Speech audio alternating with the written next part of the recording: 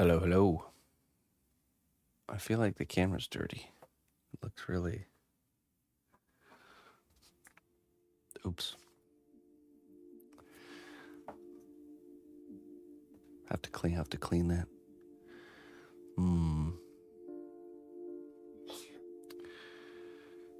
All right. Hey, folks, ladies and gentlemen, welcome. Welcome to the 16th and final class of How to Make a Dragon. We are going to be going through the kind of the final painting demonstration. I'm gonna finish a whole leg, one of the legs that we already started. I'm just gonna paint it all the way through to the finish line. And you're just applying literally the same steps to the whole dragon because it's the same kind of stuff. Scales, the yellow parts, the blue parts. Then I will show you how I will approach one of the books. Then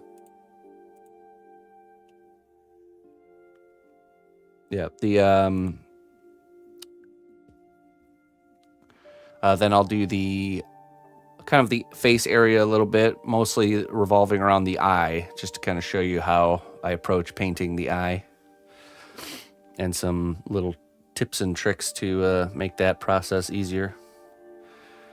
And then I'll probably show you the color I choose for, so like the horns, the kind of the spikes, the nails will probably all be their own base color. I'm just not sure what it'll be. Probably like a darker yellowish brown or something like that. Probably. But we'll make that call when we get to it. So these classes are going to be saved and available forever over on YouTube.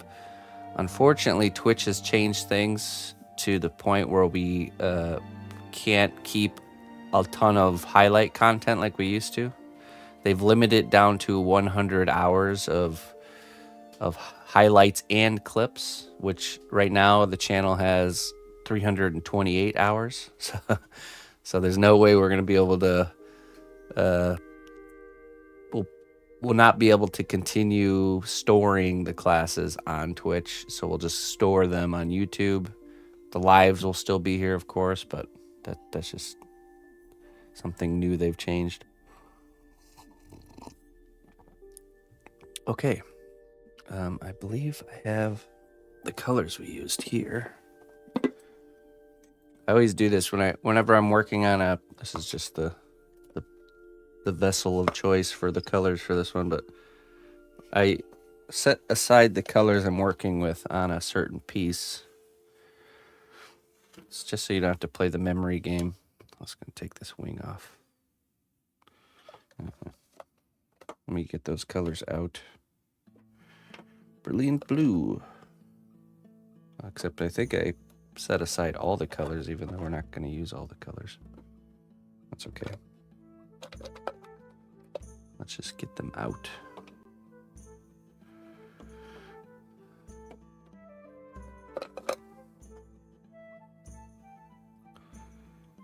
Yeah, I will do feedback at the end of the demonstration portion here, so just sit tight. Don't worry about it there, PB. Don't you worry. Everything will be fine.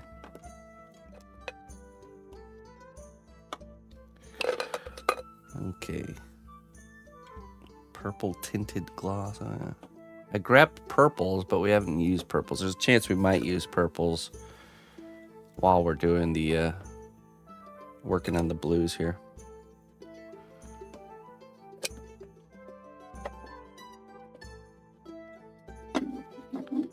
Okay, so we got water, we got brushes, we got a palette, we got a paper towel, and we got the paint. That's everything we need. Let's get in here.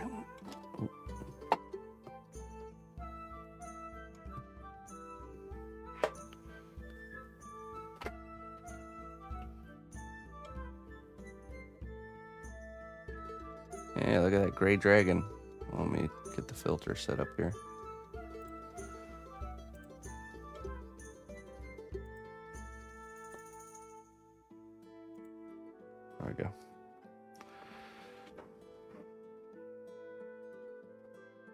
Color's looking pretty nice. Yeah. Okay, let's remove this wing. There we go. We'll remove the other one too. Don't need those. So yeah, we need to focus on just this leg here, which you can see we already did. We already did the highlights. I think we did. Yeah, we started to do a little bit of the shadows there. I'm tempted to experiment with some purple as a shadow color.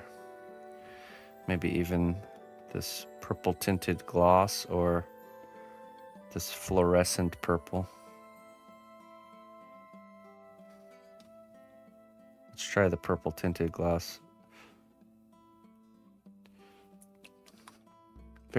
My painting is definitely very instinct driven, and sometimes you just have to come up with a thought or an idea and just try it out and see how you like it. You can always paint over or do more layers on top. So have to experiment to know what works.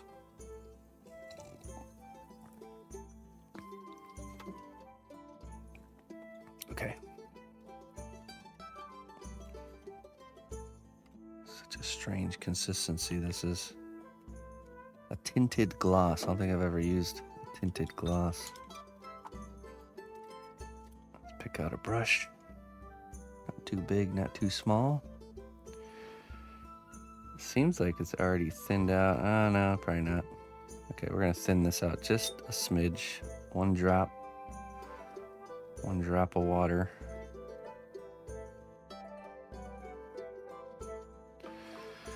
Okay. Now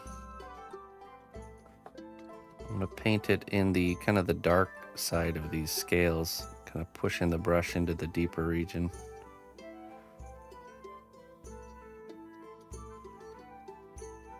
Okay, now I rinse the brush, wipe it on my pants, and then I'm gonna use that tip to remove that seam line.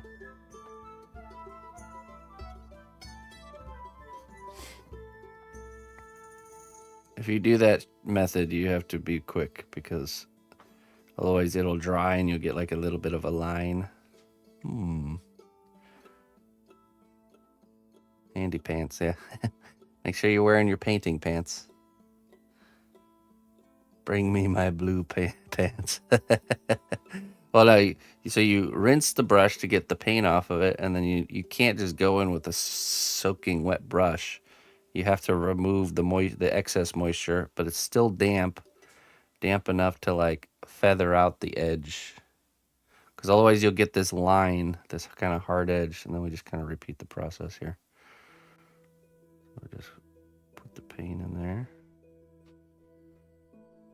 It's just one of the ways to kind of get rid of the edges. Rinse. Hey, thanks, Big Daz. And you just touching that edge and just drawing it out.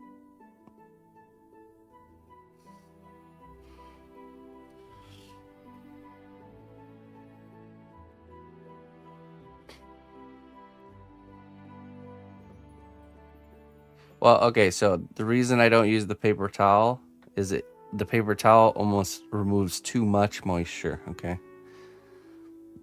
Cloth sweatpants just happen to be the best, takes the moisture, the excessive moisture out, but doesn't completely,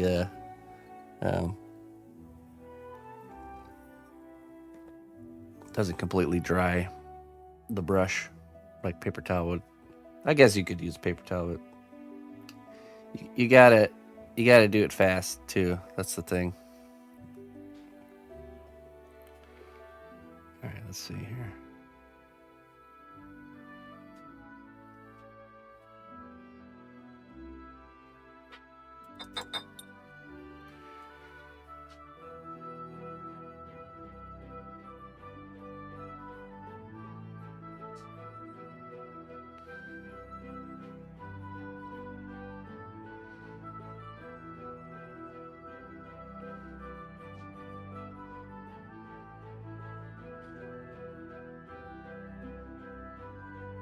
I mean, it's definitely looks more subtle on camera than it actually. Here, let me see. Let me play around with the filter.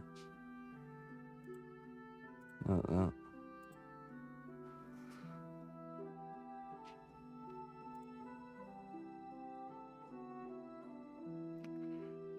wondering if we should do a.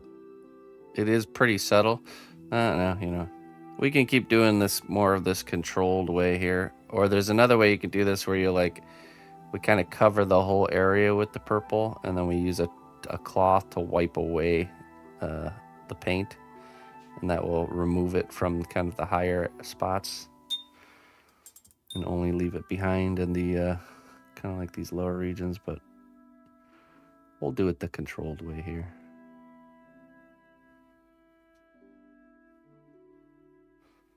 I definitely usually tend to lean towards more of the looser type painting methods, not the hyper controlled stuff.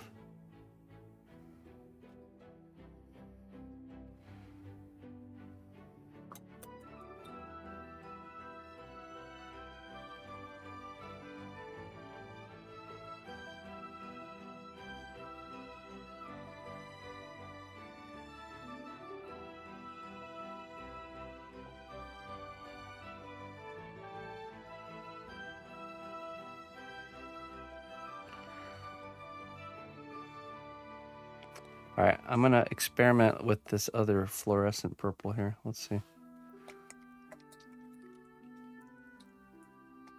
Let's use this other one and do the same technique on these other scales. This one's a little bit brighter. Hold on, losing my voice. All right, there we go. It's back.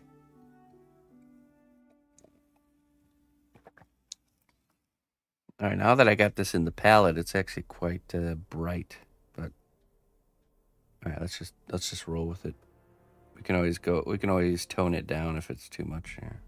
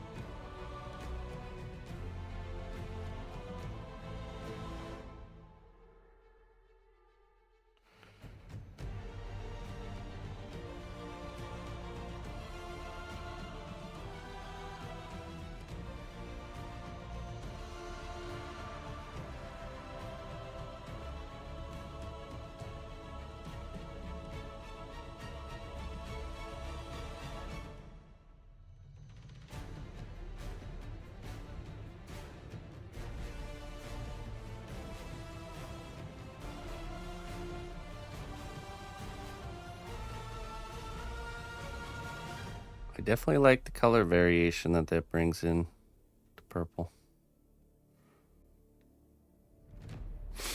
But I think I like this one better. It's really hard for you guys to see. I'm noticing that. Let me turn the filter off, see if it shows it a little bit more.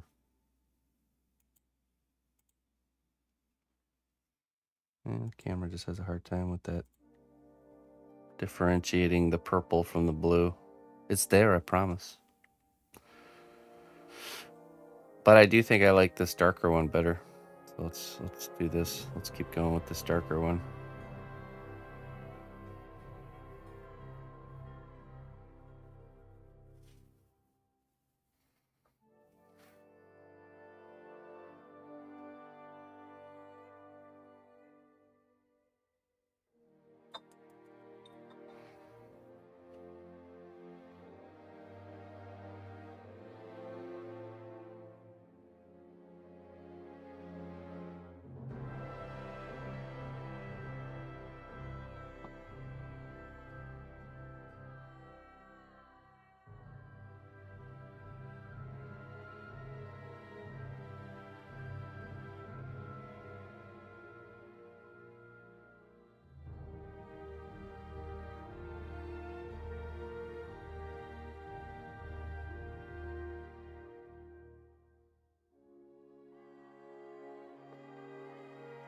Okay.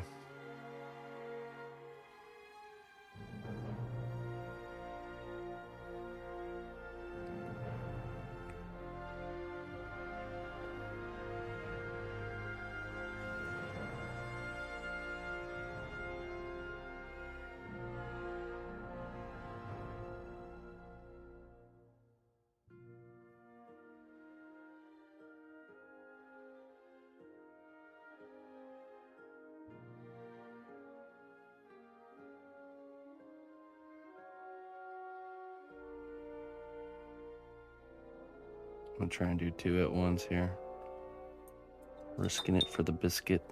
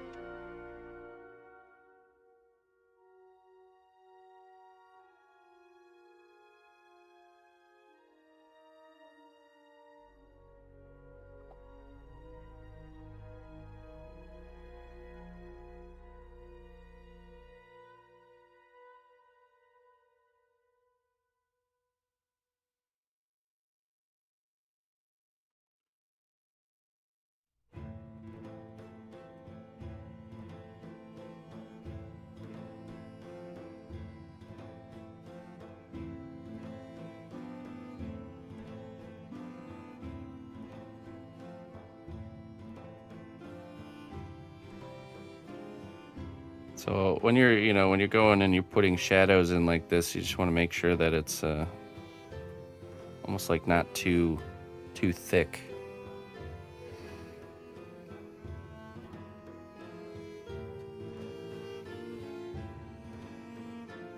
You want to thin it out just enough that it's, almost like translucent, where it's not totally covering the paint that's underneath.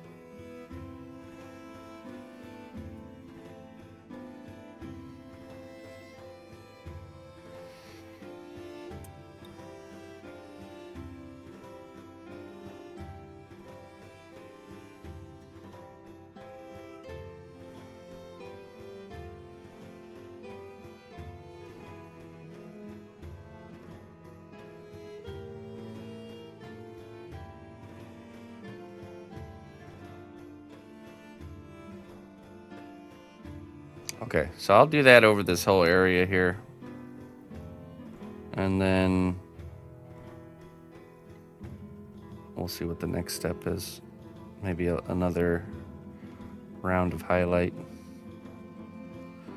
Bringing the blue back in. Now, here's an opportunity for a color shift too on the foot here. These scales, we can make these scales different than these scales. Maybe we can go in the realm of purples as well, or we go darker blue. Yeah, let's do this. Let's take this fluorescent purple here and create kind of a wash. And we're gonna go over the whole area with this, making some radical moves here.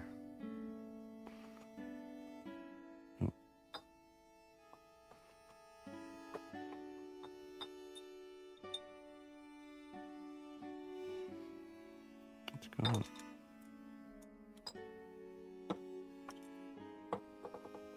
Hold on 1 second.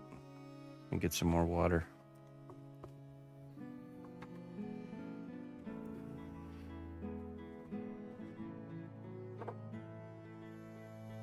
More water. Fresh.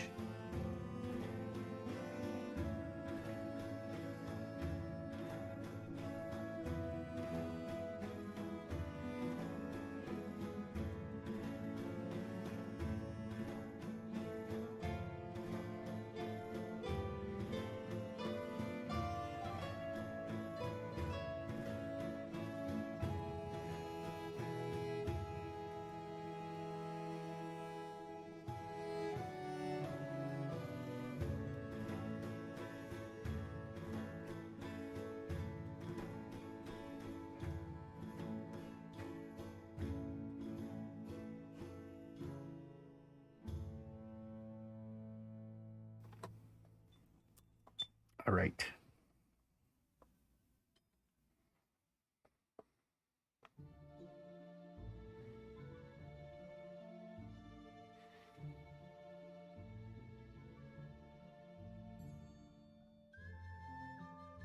That's pretty good.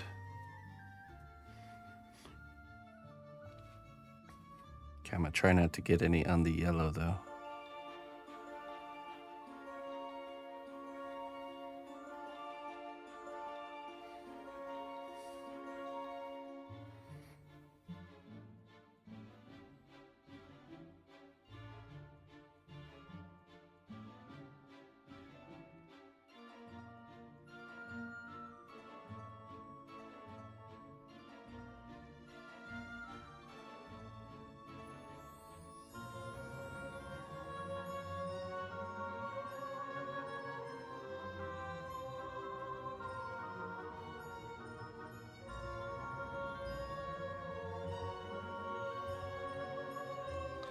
Just going back over the area to make sure these little areas where it's kind of pooled, the color's pooled up a little bit more. I want to keep spreading it around.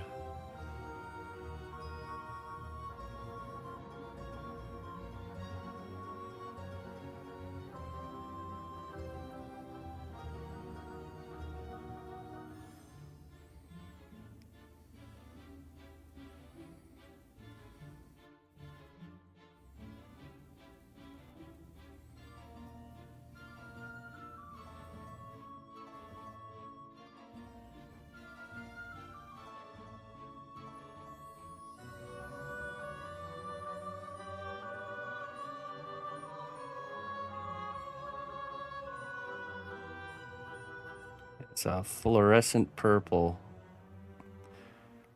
So technically, if this were ever to go under black light, it would, this part would actually glow. But I find the most vibrant colors usually come in a fluorescent. Those like really highlighter colors.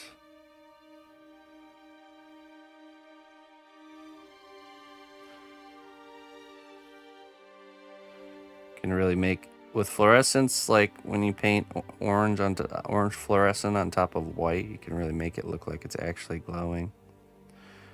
Pretty powerful stuff.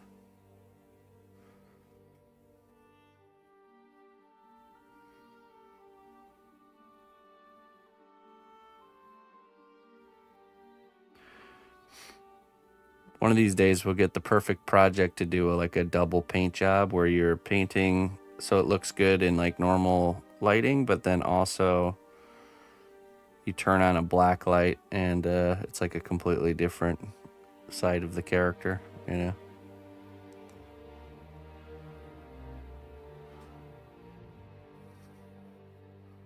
Go ahead and do this knee pad this color too.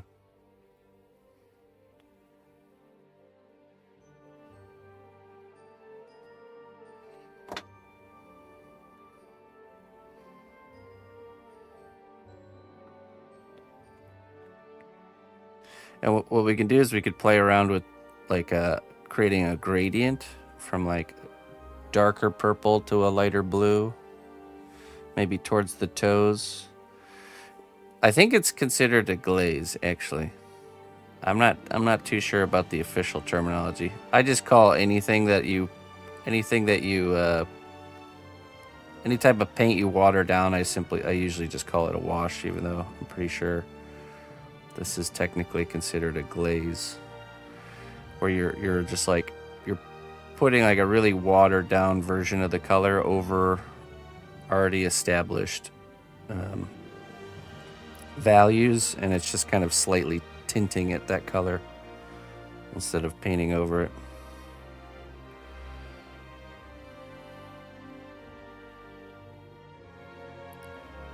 So I think we will do that. So we'll let this dry, and then we'll go over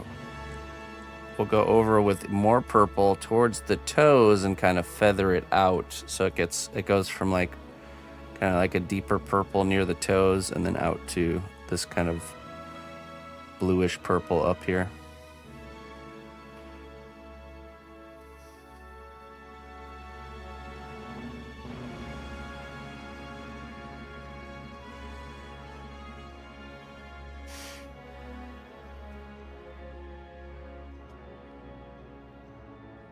Okay, I know miniature painters use the term glaze as well. And I'm pretty sure they're referring to this exact kind of thing we're doing here.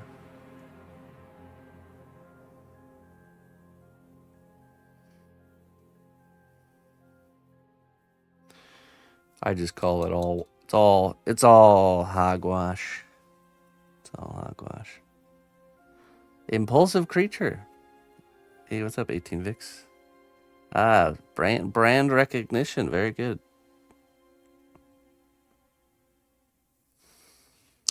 Very good.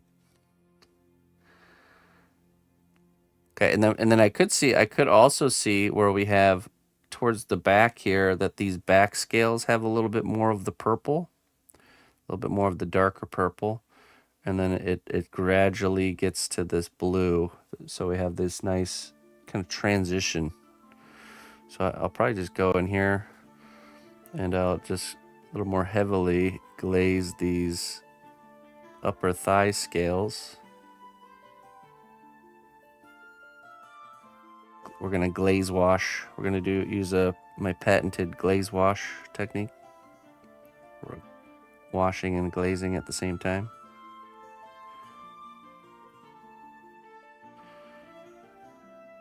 Glosh. We're gonna we're gonna glosh it with some gouache. The glosh gouache.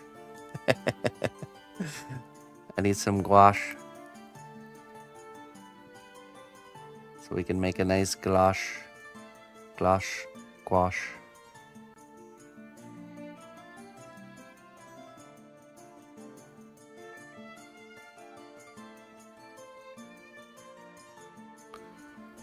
It's probably best to do this in layers where we kind of do our gouache here, and then we let it dry, and then we do another layer of gouache on top.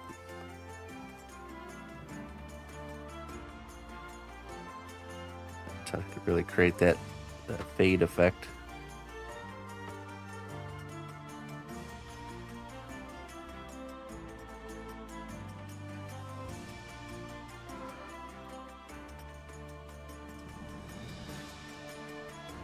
Yeah, I'm liking the purple myself.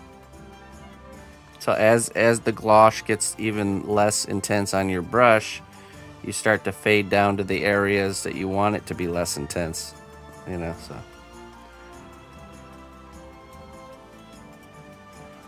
A lot of biological creatures have like a really these subtle color shifts like this, where it's usually not hard, color drop offs, but almost like steady transitions, especially with something like scales. All right, we'll let that dry, and while that dries, we'll go back in with our gouache here towards the toes a little more carefully.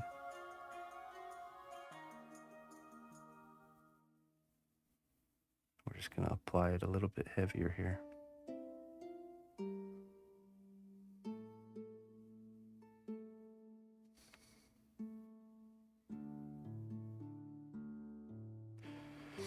I hope I'm doing a good job of portraying a sense of almost like discovery as you're painting your piece. You're making decisions and you're seeing how they, you're essentially experimenting and just going off your intuition. When it comes to picking a color, you say, I could see a little bit of this in that, and then you just go for it. And that's all you're doing. And you're just kind of stacking up. And there's going to be stages where you're going to make, and my initial reaction to the purple was I didn't like it, but I kept working with it. Kept tweaking and changing the way I wanted to apply it and do it, and I found what I was really after. So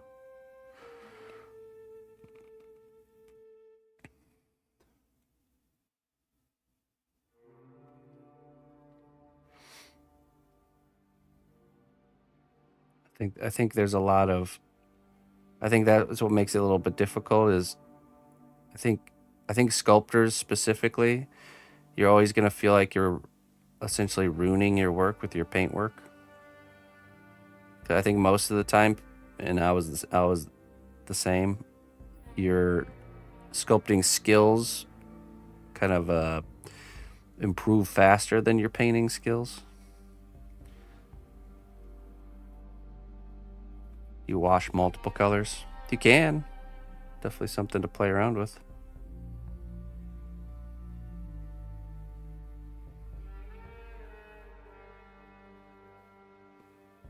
But you can't be worried. You can't be worried about that. We want to level up our painting alongside our sculpting.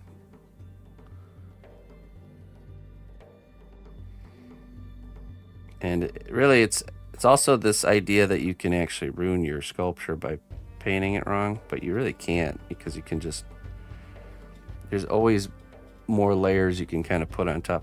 I'm also going to darken this kind of this valley area in between the scales here. We're just going to go in here. We're going to just add more color right in there.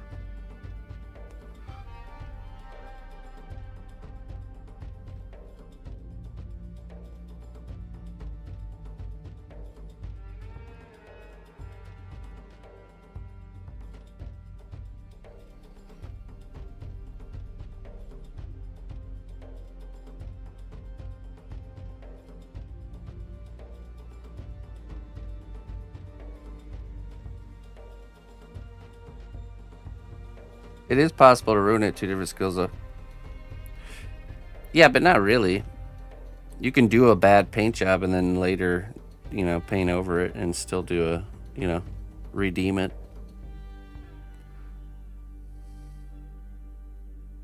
But I mean, I know what you're saying.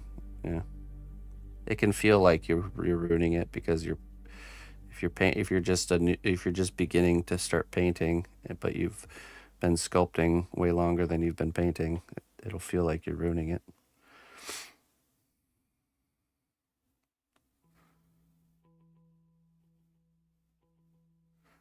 But I will say, a good paint job can make a bad sculpture look good, and a bad paint job can make a great sculpture look bad. So it really is important that if you're really skilled with painting, and there's people out there that are just way beyond me with painting, but you can take just a normal Joe Schmo object and turn it into something epic,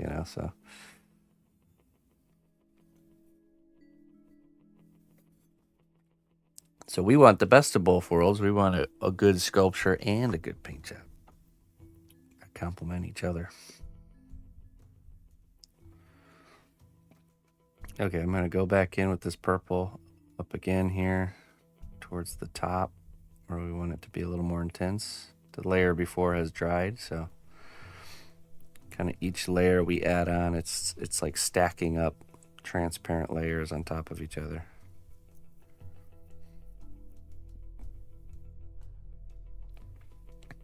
And you guys can do this on your piece too. Sometimes it's better to almost select an area like I did here with the leg and figure out the game plan, figure out the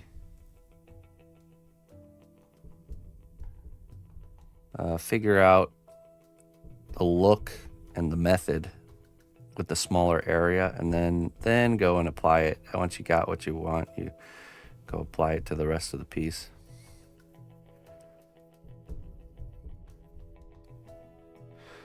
What's your opinion on the trend of extreme white highlights in miniature painting?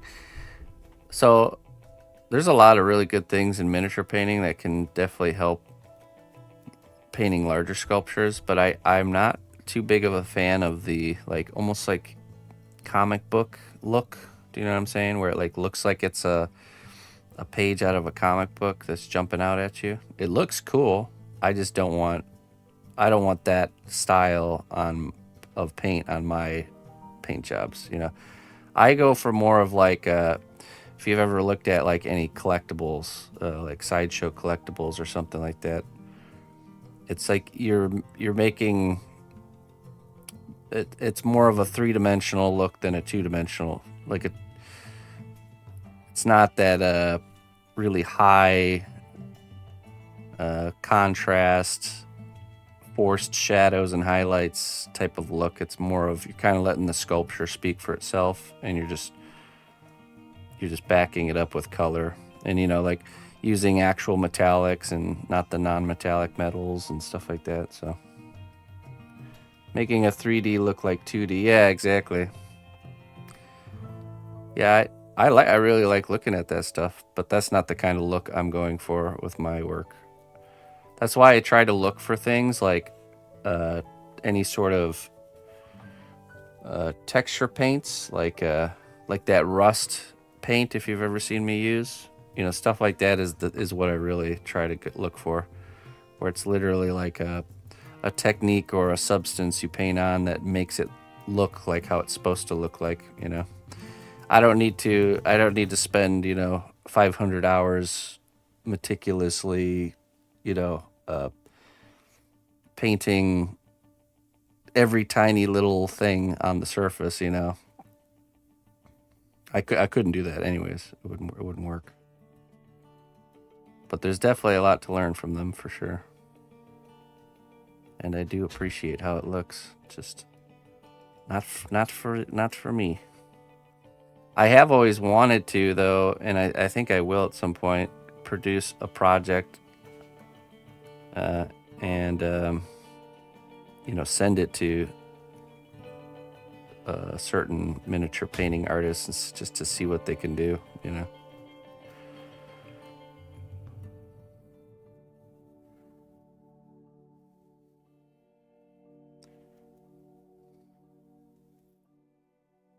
So I mean, if you like how it looks, then yeah, go for it.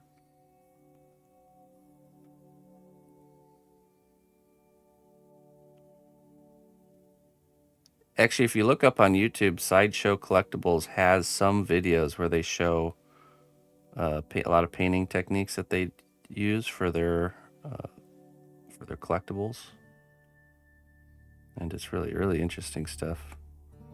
Good stuff. They use the airbrush a lot too, which is something I want to really become more proficient with. I suppose I should start by getting an actual decent airbrush and taking good care of it.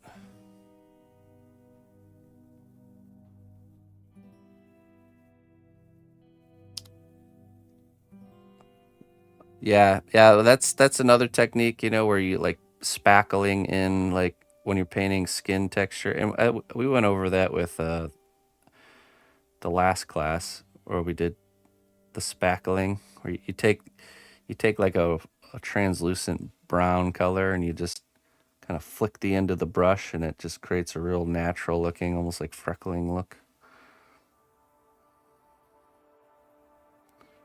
There's all kinds of those little golden nuggets, is what I call them. Tips and tricks.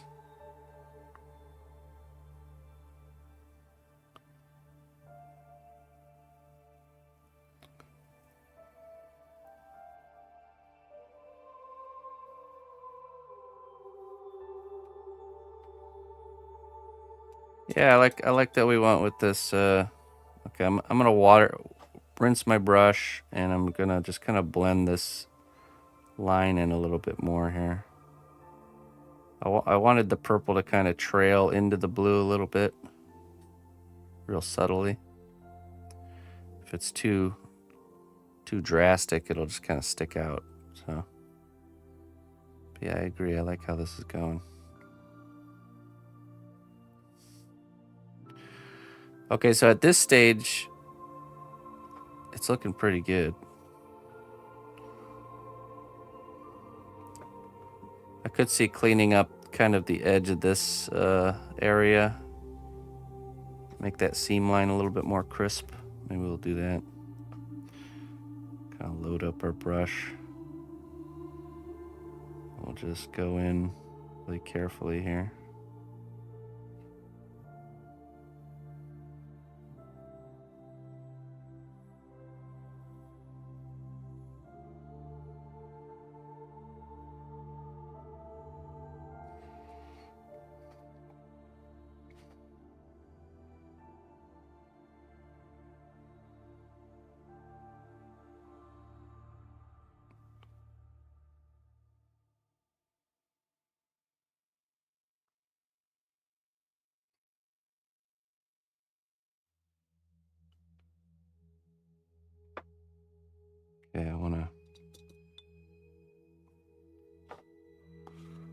blend it in a little bit here.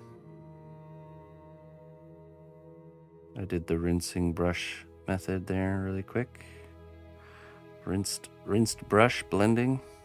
I don't know if there's a term for that, but you're just using a brush that's got a little bit of water in it, and it just helps you move. Instead of adding more paint, we're just moving the paint that's already there before it dries, kind of pushing it where you want it to go.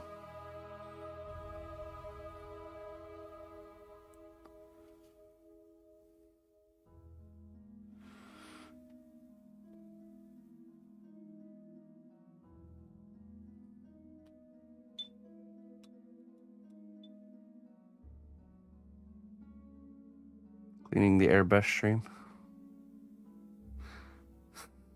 That's silly talk about the airbrush. No, I really should, because I have used it casually over the years, and I've developed a little bit more control and stuff. So perhaps it is time to take the full plunge. Maybe. Okay, let's leave that where that is. Essentially, we could just keep adding. Maybe bring out more of the highlights with some edge highlighting, do some more purpley washes, maybe even go in with a darker purple on these scales that are darker. Wet on wet blending, okay. Wet on wet.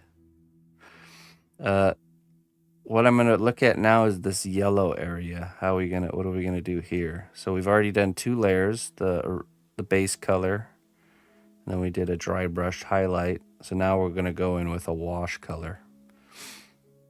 I'm thinking like some sort of a brown, maybe. Brown wash. We're going to wash it. Let me pick out our brown liner.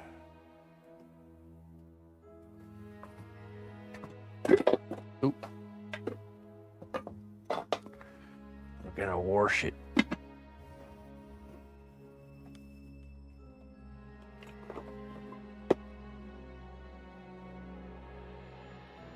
Not a super dark brown. Suntan flesh looks pretty good.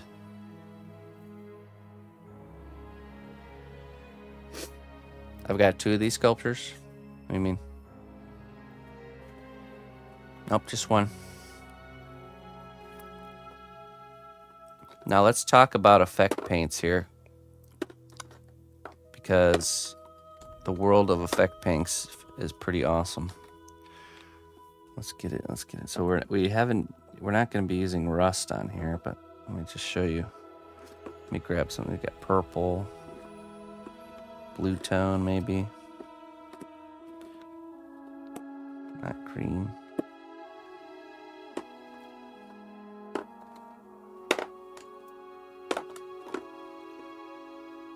Strong tone. Okay. Oh, I see. Yeah, it's just 2 cameras. Yeah. Okay, so this stuff right here is it's expensive, and a lot of these kind of effect paints can be a little bit on the pricier side, but if you could pick up one of these each project you do, this you just literally paint it on and it looks like rust, like totally. It creates the like really orangey rusty part, even the deep brown darker part, really cool stuff. And then there's these Army Painter quick shades. They're like washes, but the way they react on the surface is it's different than if you're to make a wash, and it kind of works really nice, and it's really subtle. It's really easy to kind of control it. So these are really good.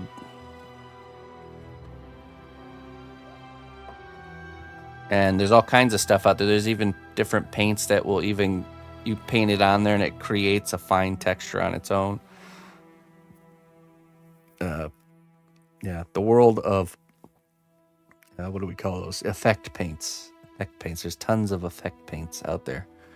And this one is It's called it's made by the Army Painter. That's the brand, and it's their quick shade line. And these you use kind of like on top of the work you've already done, and I'll show you. I'll kind of show you how this will look. We'll use probably soft tone here, and we're gonna use it on the yellow and see how that looks. But it just the way it moves on the sculpture, it's just really really nice, really easy way to kind of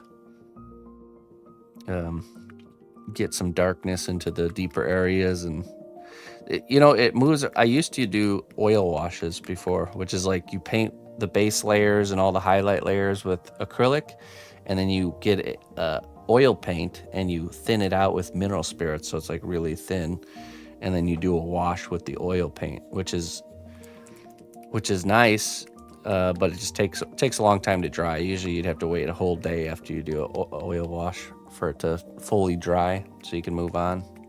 That's the part I didn't like. But with the oil washes, you are able to remove the color almost completely. And the solvent, the mineral spirits, does not affect the dried acrylic that's underneath. Just like the water doesn't affect the oil wash when you're using acrylic on top. So this gives us a little bit of that oil wash effect without it taking forever to dry. Let's see here.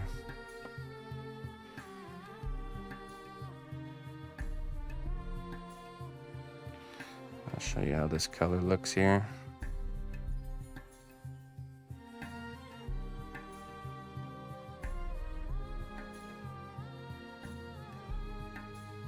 It does exactly as it says. It's a quick shade. I'll just kind of paint it over.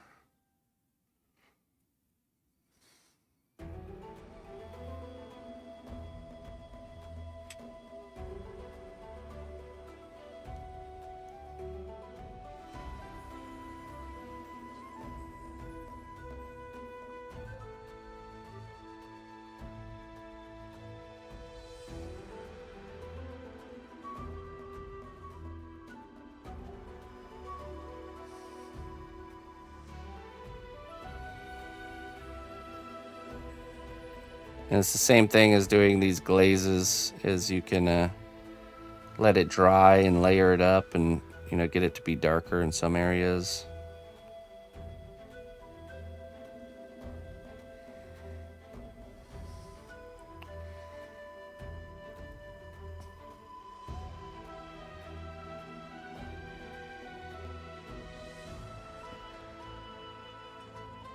I could see even letting that dry and like bringing back in the highlight. Let's get this hard to reach spot here.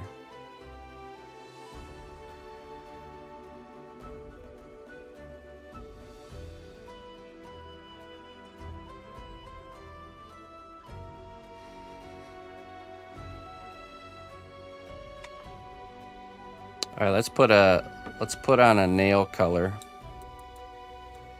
Base color for the nails, probably almost like a grayish brown for the base color, I think. Let's see what we got here. Oh, what's this one? Dusky skin color. Yeah, let's do this one. Oh wait, what about that one? Dark elf skin. All right, yeah, that's the one. Kind of like got a little bit of subtle tint of purple, almost like a grayish purple. This will be the color, the base color for all the nails and bigger spikes and stuff.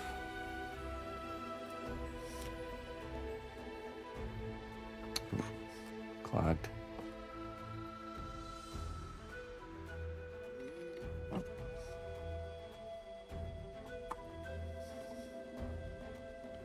There we go. Yeah, it's kind of like it's like a really subtle grayish purple.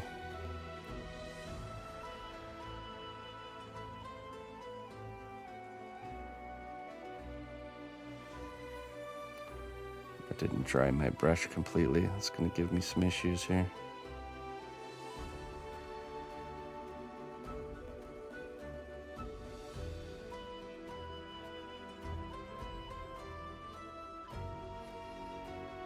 Probably have to go back over because it's partially transparent because my brush was a little wet. Whenever you're base coating, you always want your brush to be really dry, so that way you get that coverage. I didn't want to go all the way dark or all the way bright with the nails, because now we can do, we can do a highlight, and then we can also do a wash.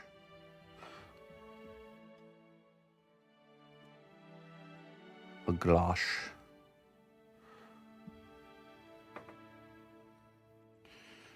Let's take, and then we would take that same color and probably on these, I could see these being that same color here.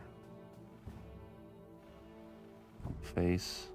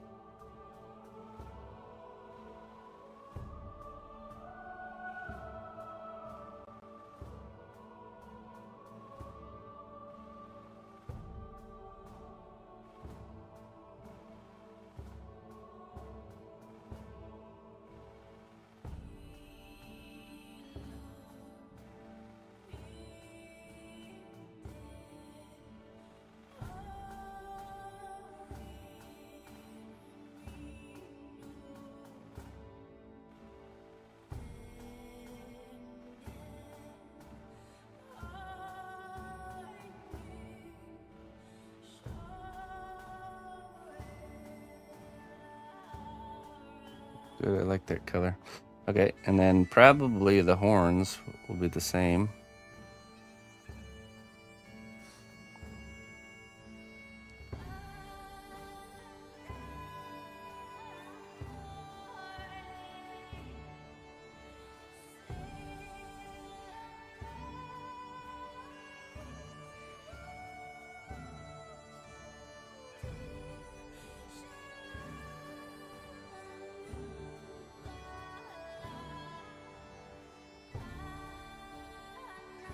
So if I needed to make this color, I would make like a gray, and then I would just start adding purple to it until it had like a little tinge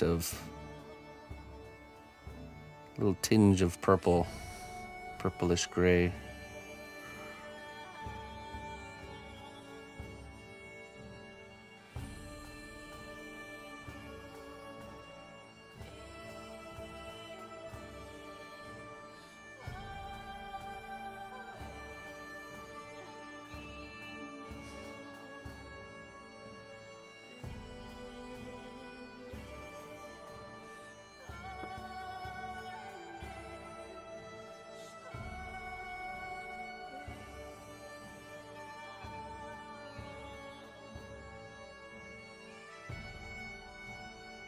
Okay, let's switch to the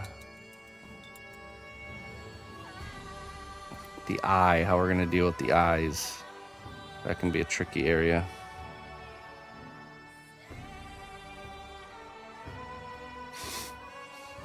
So the first thing I'm gonna do is I'm gonna go in with, sometimes you can use pure white and then do a wash on top, or you can do an off-white color. I've done both with good results, but now on ours we've created a little indentation. We've sculpted in the pupil, which is nice. That means it's gonna make painting it much easier. And a lot of the times on the eyes you end up having to go kind of a little bit back and forth. But yeah, let's do a white first. But I have a, this is pure white, but I think I have a little off-white color somewhere. Here. This one maybe? A little creamy ivory color. Looks like just a smidge of yellowish in it. Let me shake this up here. Yeah, let's paint one eye so we can kind of see.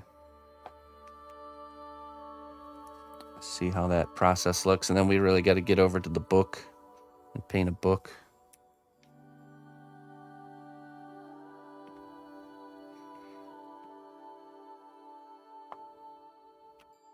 Okay.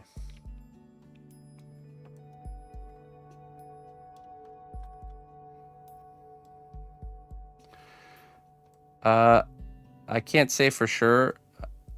I probably will be painting this on later streams, and we'll make sure to. But I'm not too sure. I can't say 100% when, where, and how.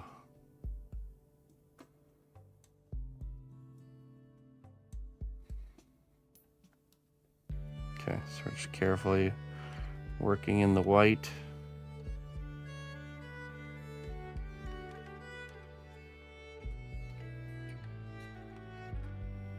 Sometimes if you go with pure white, it's almost like too intense.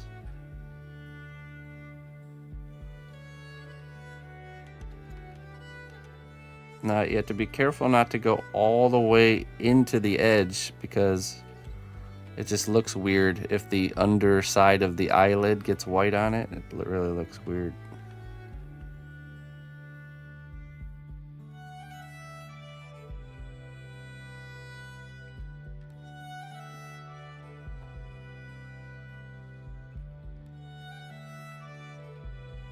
Okay, let that dry. Yeah, we'll try.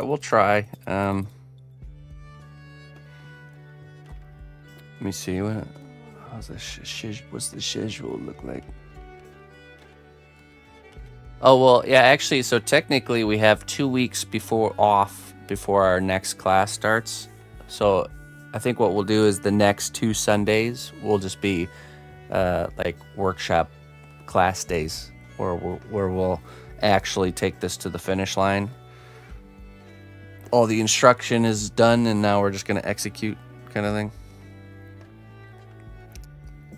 Okay, so we're just letting that eye dry. It's okay if you get a little bit of paint on the eyelid, because I usually paint the eyelids a little bit of a darker color, a little bit of a different color than the rest of the skin tone.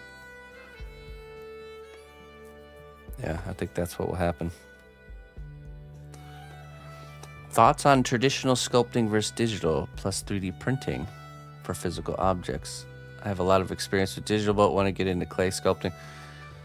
I mean, both methods of creation have their pros and cons for sure.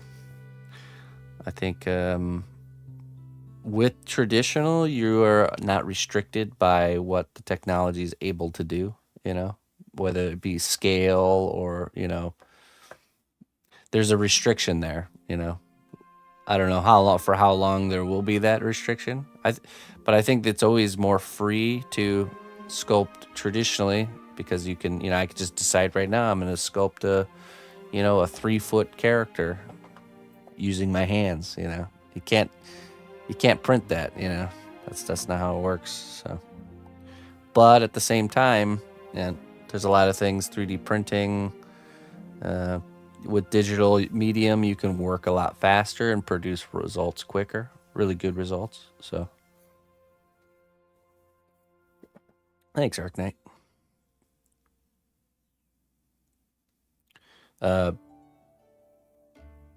Yeah. I'd say also, in the eyes of people, traditional tends to garner more respect, and just has a higher, if you're going to be selling your artwork, you're going to be able to get more for, say you had a finished piece that was 3D printed and a finished piece that was hand sculpted. The hand sculpted one's always going to get more, because of that people can relate, to something that's hand sculpted. There seems to be less of a value in people's minds to something that's 3D printed. That's just, I guess, human psychology right there.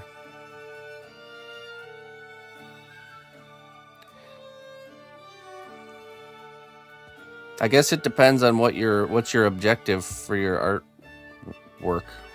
Are you trying to turn it into something that makes a living, or?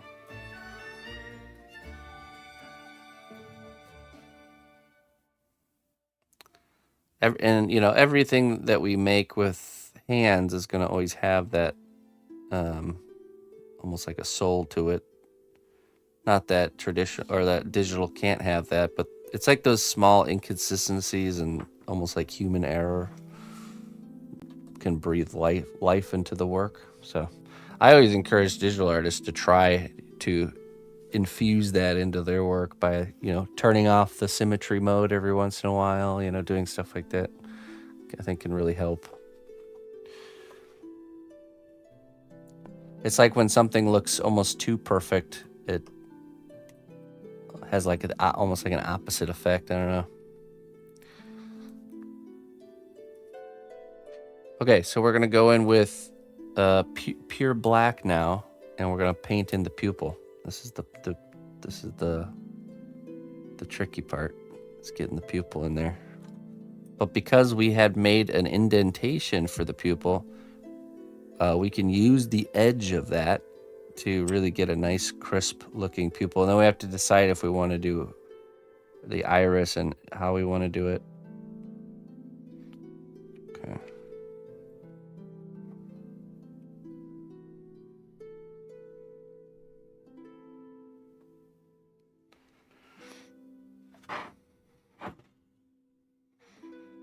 Okay, let's see here.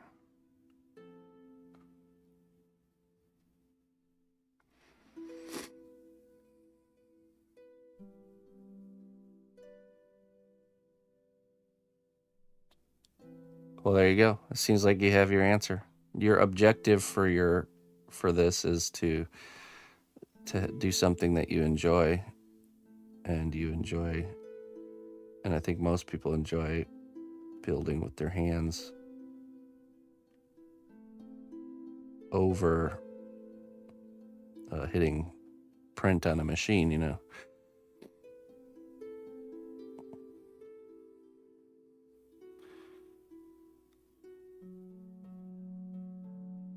Perfection is bad. Well, in reality, it kind of is, because in reality, there's nothing that is perfect in the natural world.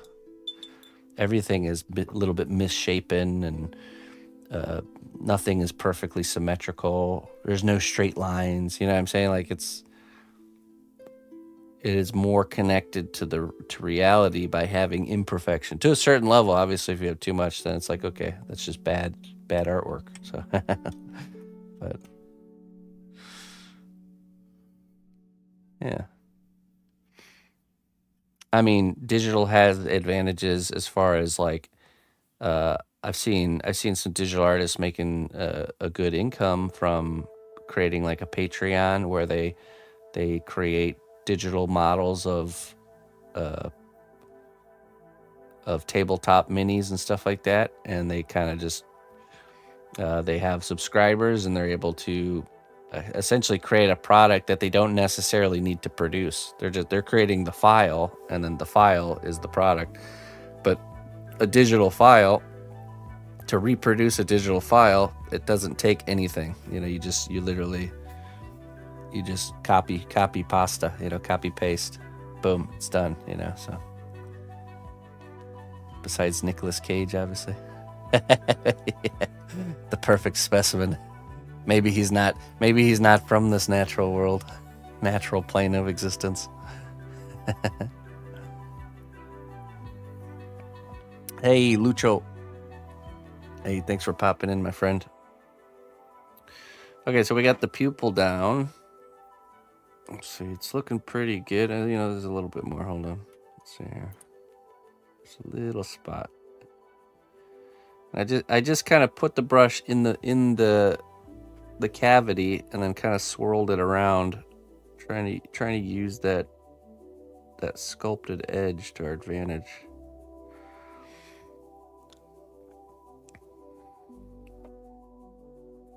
Okay, now we got to think about the eye color.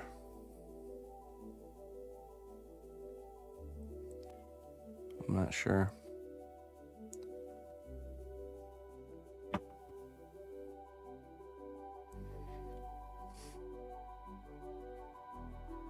What's this?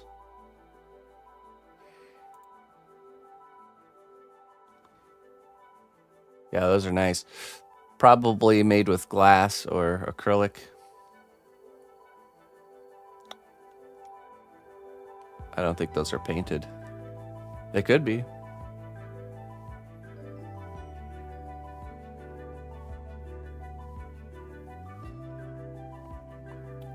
I'm only painting one eye. Okay, let's see here. So let's think about color here. Maybe I could see doing... probably not blue. I could see doing purple, since that's kind of like this accent color theme we have going on is purple. Like using the fluorescent purple to create a cool looking eye. And it's kind of an unnatural color for an eye. Let me go to here.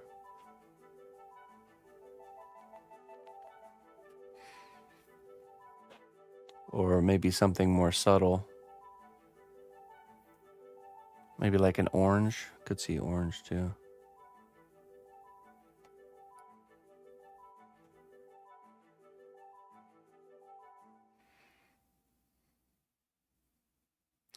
Blue was the right choice. I think so too. I'm happy with it. Hello, Looper. Ooh, so many choices. Orange could come off as really like almost like too intense. Maybe we do blue. Do.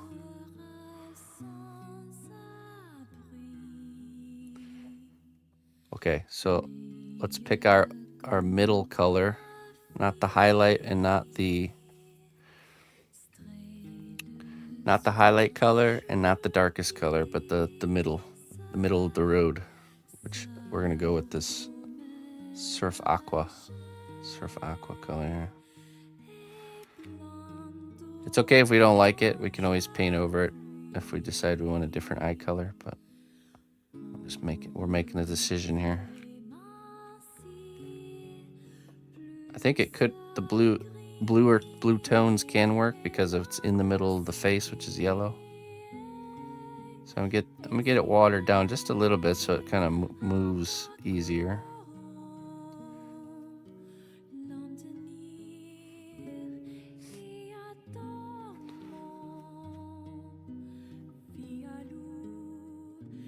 I've seen that guy too. Yeah. It's like that modular set that like can go together in all kinds of different ways.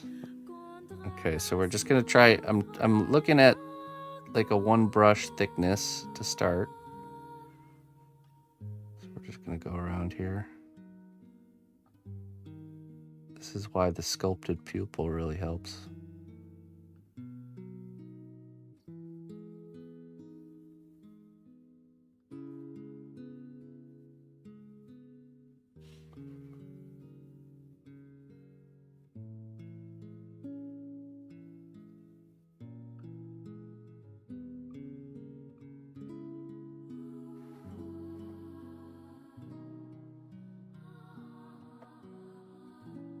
Okay. I'm gonna do just a little bit bigger, so we just have a little bit of the white in the corner there.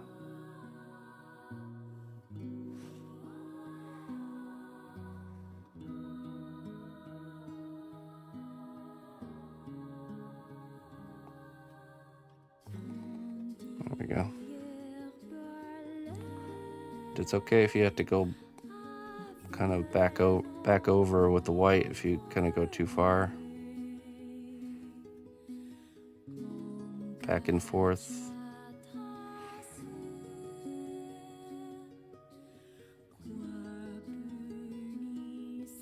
He lives. Yep. Okay, we let that dry. And then we're gonna go in with a dark. So usually the outside of the pupil has like a darker color, and then right next to the black it gets lighter. So it kind of progressively goes from dark, middle to light.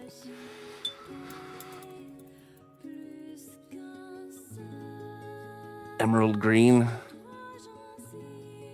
I feel like if I went with green, it'd be a little bit clashy because we already got so many different colors going on here. It could have worked, but I mean, there's really no wrong choice here. So,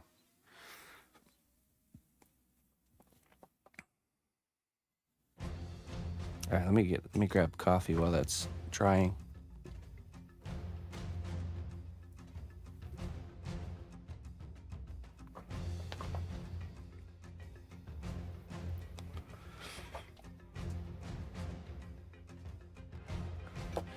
Yeah, that's an interesting topic, the whole 3D traditional versus 3D. And it's just like it's like choosing between any sort of hobby. It's like why choose wood carving over stone carving, you know? And it really comes down to each individual person. When you pursue a hobby, we all have different intentions or reasons for pursuing something. And once you figure out what that is, it'll help you make that choice.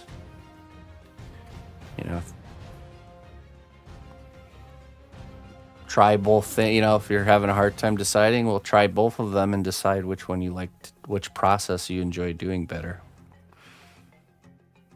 Some people, I'm sure a lot of people prefer digital over traditional. That they've tried both and they still prefer digital.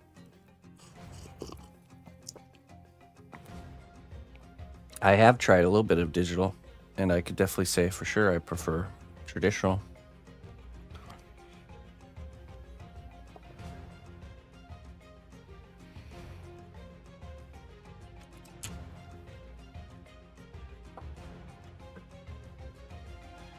And if your quest is to become an artist for a living, you might answer that question a little bit differently, because I think it's harder for a traditional artist to make a living in today's day and age. I think there's way more pathways for a digital artist to create a living for themselves, because you have the games and movie industry. There's just a lot of like good old classic jobs available for someone with digital art skills. Whereas traditional, it's like you have to essentially figure it out. You have to blaze your own trail. There's no prescribed like now hiring traditional sculptors, kind of advert that you can just go apply to. Looking for clay sculptors. 9 to 5 job, paid benefits, all that stuff. Yeah. Doesn't exist. Microsoft is now hiring clay sculptors. Let me go apply to this job right here.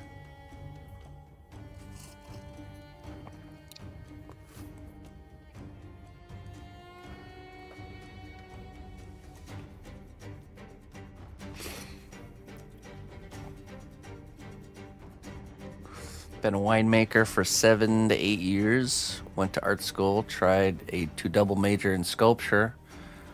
Considering in the next year to give everything up and go all in on traditional sculpting. Well, I don't recommend you do that. I think you need to make sure you got food and then shelter. So if you can do that without sacrificing your living situation, then sure. Yeah. I say go for it. I went all in the moment I realized I could make at least the same amount of money I was making working my Best Buy job. That's when I was like, okay, well, might as well try now because, yeah. But I had to build something up. There had to be a revenue stream coming in first before I could make that step. Otherwise, I'd be on the street, so be holding a cardboard sign. All right, so I'm gonna take this mint green. I think we'll do this mint green for the highlight, and then I think we'll do this. Let's see, maybe. Oh, you know what? We could do the same theme with the purple. We'll sculpt for snacks.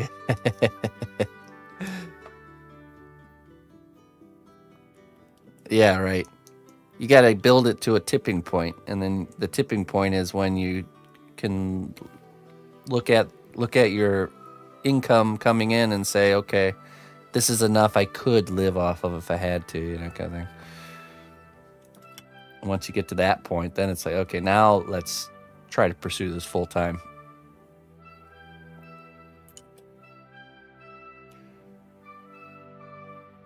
It's a good I think it's a good goal to have for sure. Not easy, but it is nice to be able to have your whole day's worth of energy dedicated towards your artwork.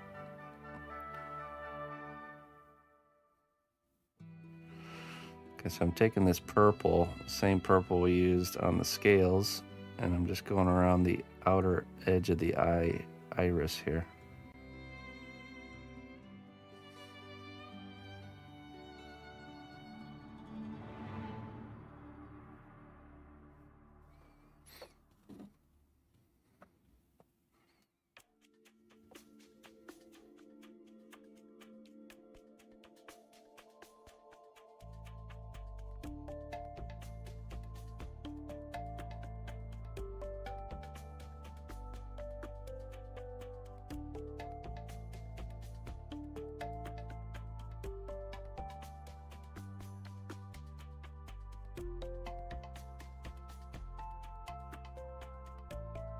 I'm going to go back in with the blue.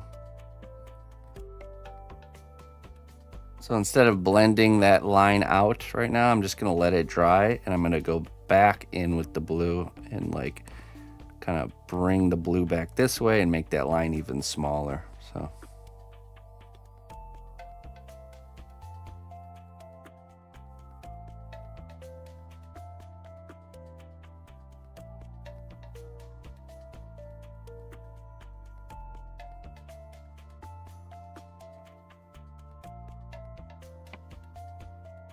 let's see here.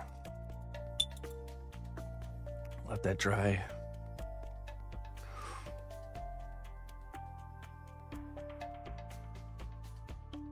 I make a living as a digital artist, but I'd be a starving artist if I only did traditional. Yeah, it's not easy. Gotta have a revenue stream, you know. We all do. We'll sculpt for food.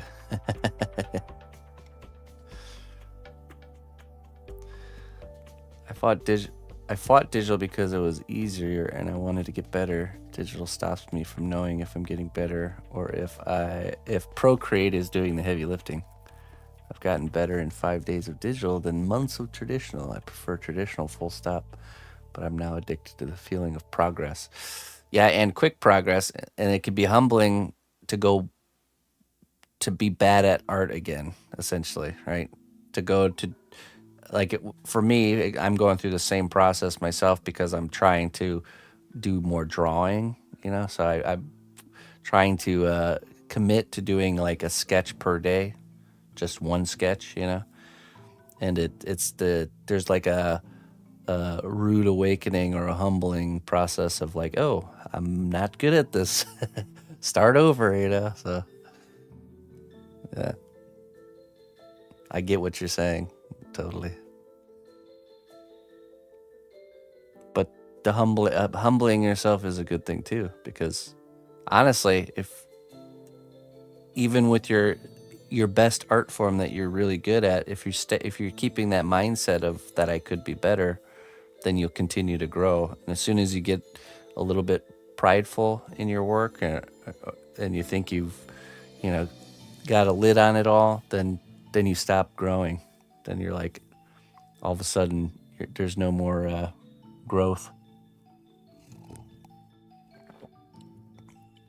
I think It's because a little bit of discomfort is required for growth, and being bad at something is uncomfortable. Or not being good at something, we won't say bad, but not being good at something is uncomfortable.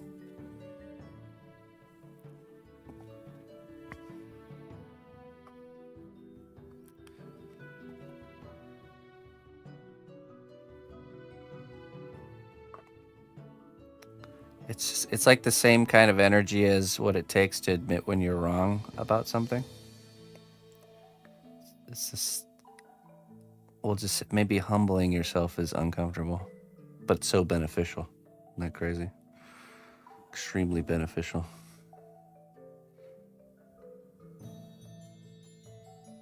All right, we're going back in with the blue.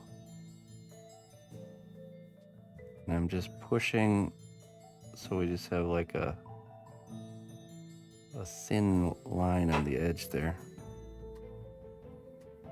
There we go.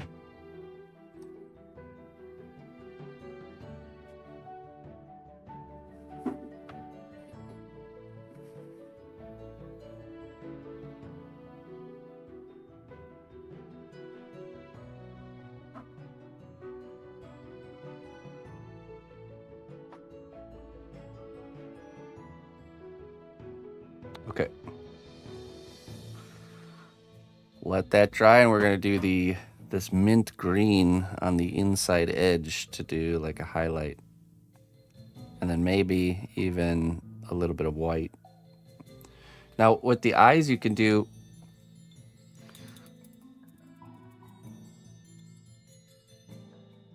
with the eyes you can do little white dots to like look like a shine of the eye. You can, I've done that on projects and it doesn't, it doesn't look off. Or you can just let the natural shininess do that. Either one looks good. I do plan on putting, so that we have this little half sphere cavity where the pupil is. What looks really good is if you take a dot of UV resin and you fill that cavity. It creates this cool like lensed effect. Now I just fill the pupil, I don't do the whole eye, and there's a reason. If you're trying to create this nice shape of the eye, and that UV resin touches the eyelid area, one of the upper or lower eyelid, it like distorts and creates this weird, almost like teary eye, deformed looking eye shape. So that's why I'll just do just the pupil with the UV resin, and then I'll use gloss varnish for the rest of the eye. So if you wanted to create like a whole dome with the UV resin, you would want to make the eye almost like removable somehow. And then you remove it for that process and then reattach it, so, but we didn't do that. So we're just doing it this way.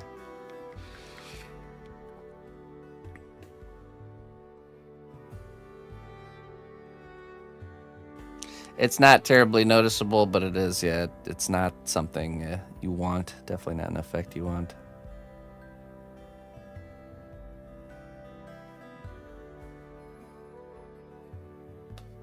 Hey, Jacques. Am I saying that right? The Whipper.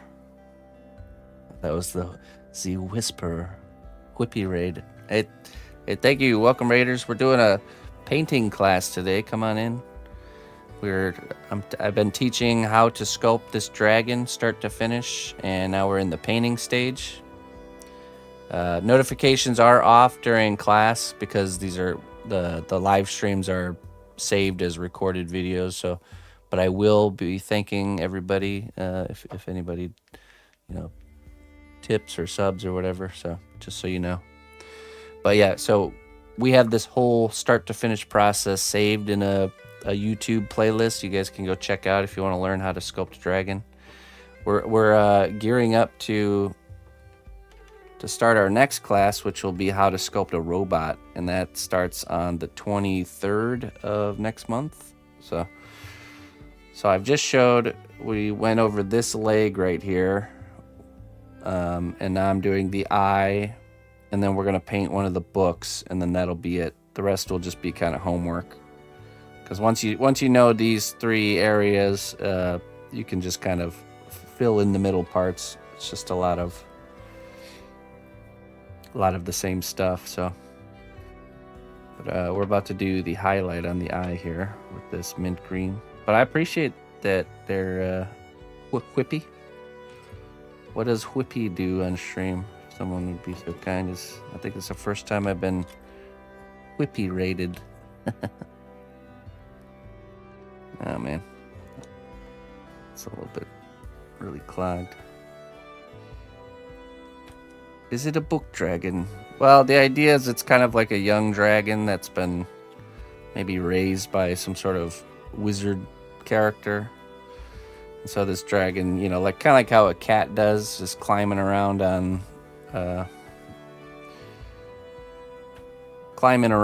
the books and knocking things over, trying to reach for something that it probably shouldn't have. You know, that's kind of the story we're telling here.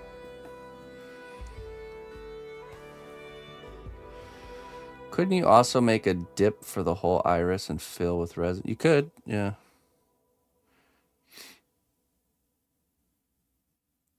You would want the eyeball to be, so I'm just gonna go right on this edge here.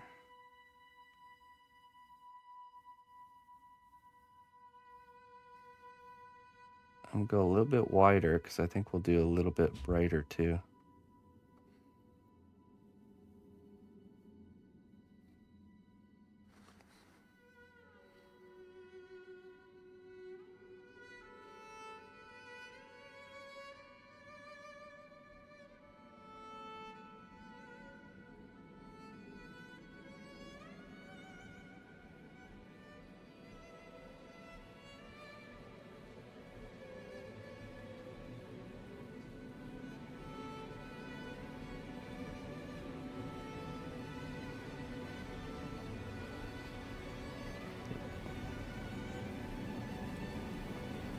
Might go back in with a little bit of the blue.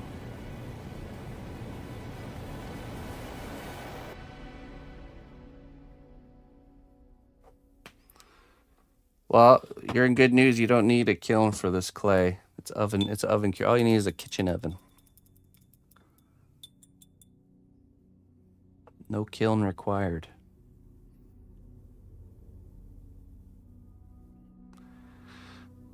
American Ren Fair performer known for whipping the songs. Who also streams games. Oh, really? A Ren Fair performer. Oh, that's cool. Does Jacques go to the Ren Fair in Wisconsin? Because I've been there. Been to that one.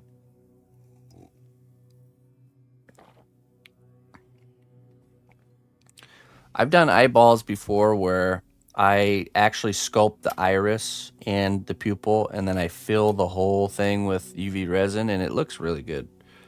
Actually, here, let me show you on the Be Right Back screen. It's just harder to do. The smaller the eyes are, the harder it is to do. Let's go here. Let me find it really quick. I have a clip. Right there. This eye. You see I did the UV resin just in the iris on these ones. And then on this one I sculpted the whole, but I think I made the eye removable so I could do that process. So let's see. Let me go back. Let's pause. There we go. So you can see I actually sculpted that pupil it is in there, and the iris is sculpted and textured, and then you paint it and you essentially fill it with UV resin, and that creates like a very realistic looking eye. So it was easier to do on this one because it was flat on the back, so I made the eye removable using the C1 separator, and then I was able to detach the eye and finish it and then reattach it. They have another whipper. Okay. It's still interesting. Let me get this playing again. Hold on.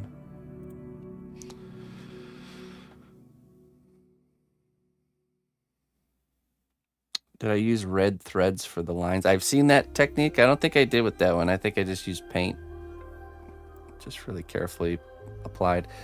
Okay, I'm gonna take some white, some pure white here, and we're gonna do one level higher highlight on the iris.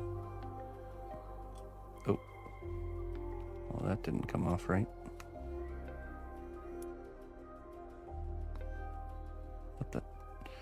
What the? Okay.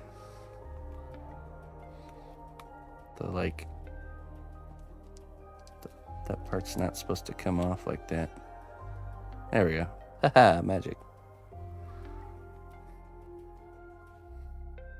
Just a little bit of white.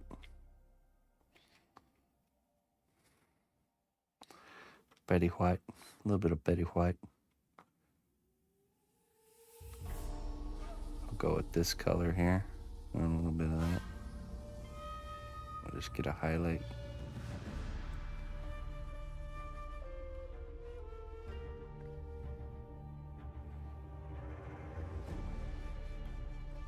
There we go. Cool whip white. Cool whip white. All right, so this higher highlight will go right on the edge here.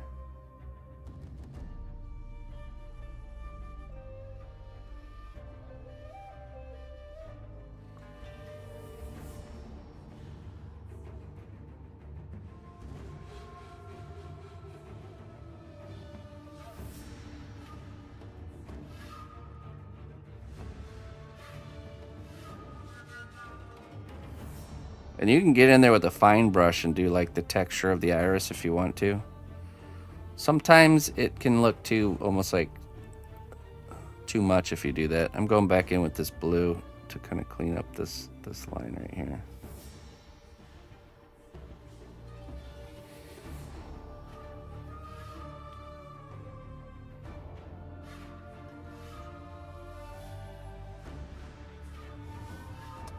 I use Reaper miniature paints mostly. That's the brand of choice.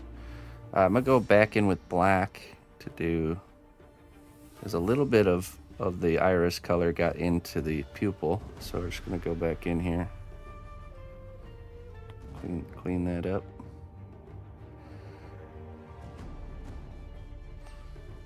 There we go. Okay, so then after this, I'll probably do a little bit more work to the iris, a little bit more back and forth with color, but that's the general plan. And once you're happy with it, then you do a drop of UV resin. I got this stuff right here. What is that? So you need a Solar Res is the one I use. But any sort of UV resin you can get, and it comes with like a little dropper hose like this. And you just boop, put a little drop on there, and then use a UV flashlight. You'll need a UV flashlight, which I don't have it handy. It's a flashlight that produces a UV light, and you'll need that to harden the UV resin if you're going to do that. If you're not going to do that, then you just paint the whole eye with a gloss varnish, just to make it shiny. Toss a coin to your whipper. Okay, all right, hey, yeah, thank you again. We'll catch you later. Okay, so then the area around the eye, I could see doing a little bit of, maybe a little bit of purple, maybe like a, not purple. This eldritch purple.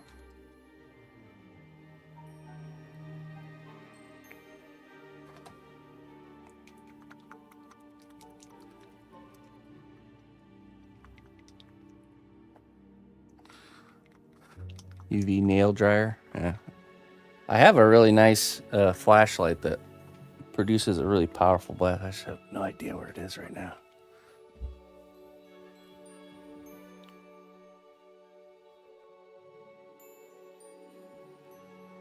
All right, we're going to use some of this eldritch purple. It's kind of like a purple that's a little bit leaning on the reddish side. Okay, we're gonna create a little bit of a glaze with that. Some water. A gouache. We're gonna gouache it. Okay. And I'm gonna paint this kind of the corner of his eye. And then onto this little eyelid. Be very careful not to hit the eye here.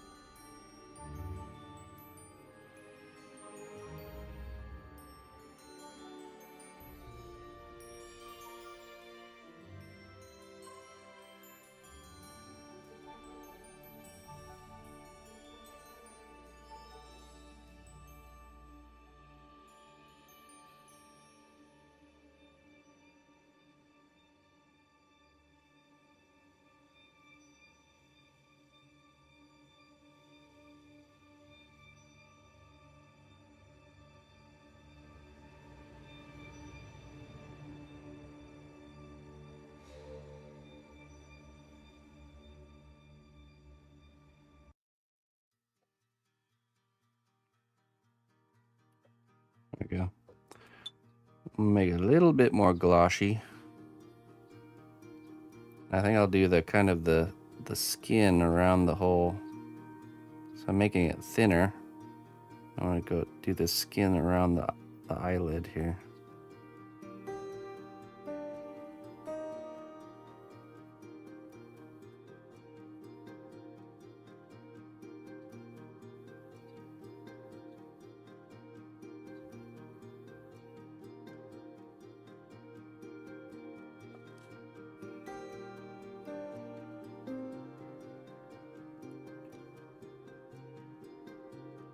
Pretty nice. I like that. Could even see using this color for, maybe like inside the nose.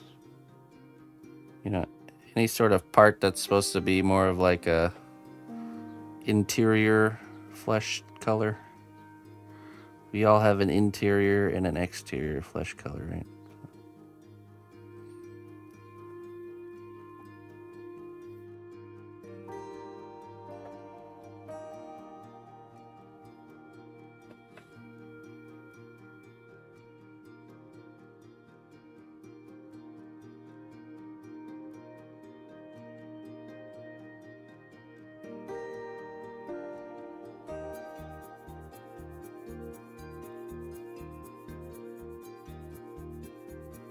There we go. Okay. Good. So that kind of covers pretty much everything to do with the dragon. You're just going to be using these same methods over the whole thing. And again, just going back and forth with different washes and highlights, and go back and forth as many times as you need. The more times you do that, the better. So once you figure out your base color, you establish it, paint the base colors down, and then you're just doing gouaches and dry brushing and edge highlighting until you have your finished result on the dragon, okay?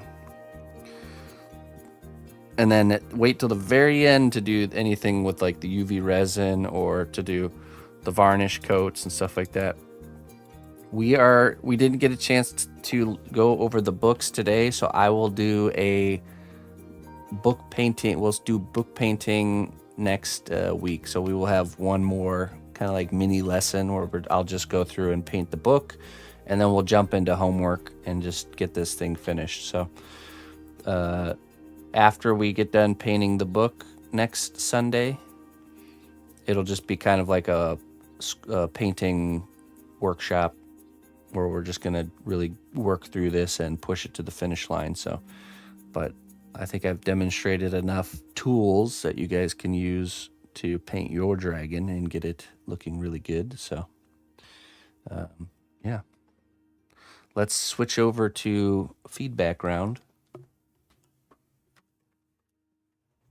Isn't it crazy how much that eye brings them to life? Even from here, from this camera up here, you can really see just that subtle purple around the eye, plus the iris itself, just really makes it pop. So,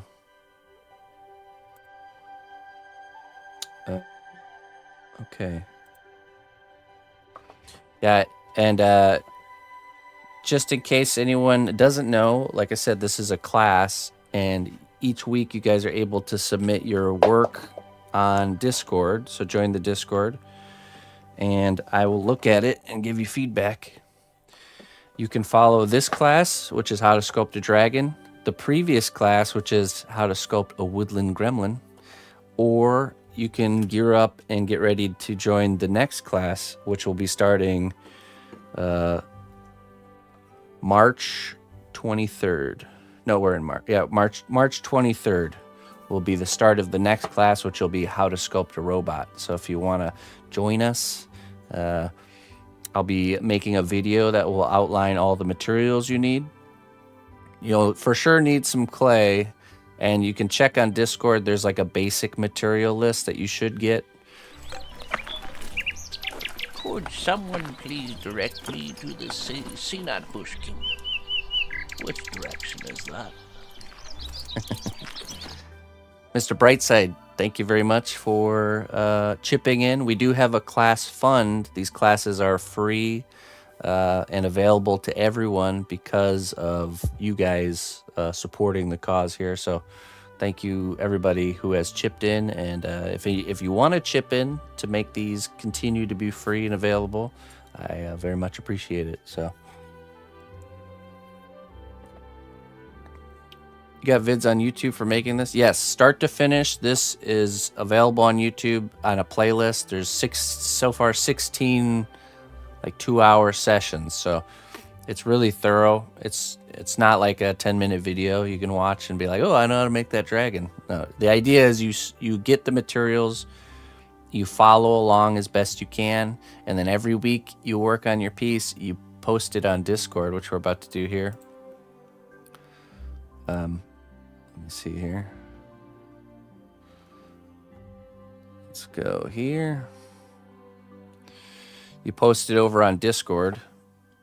Now, if you're new to Discord, do ! Discord. It'll give you a link here.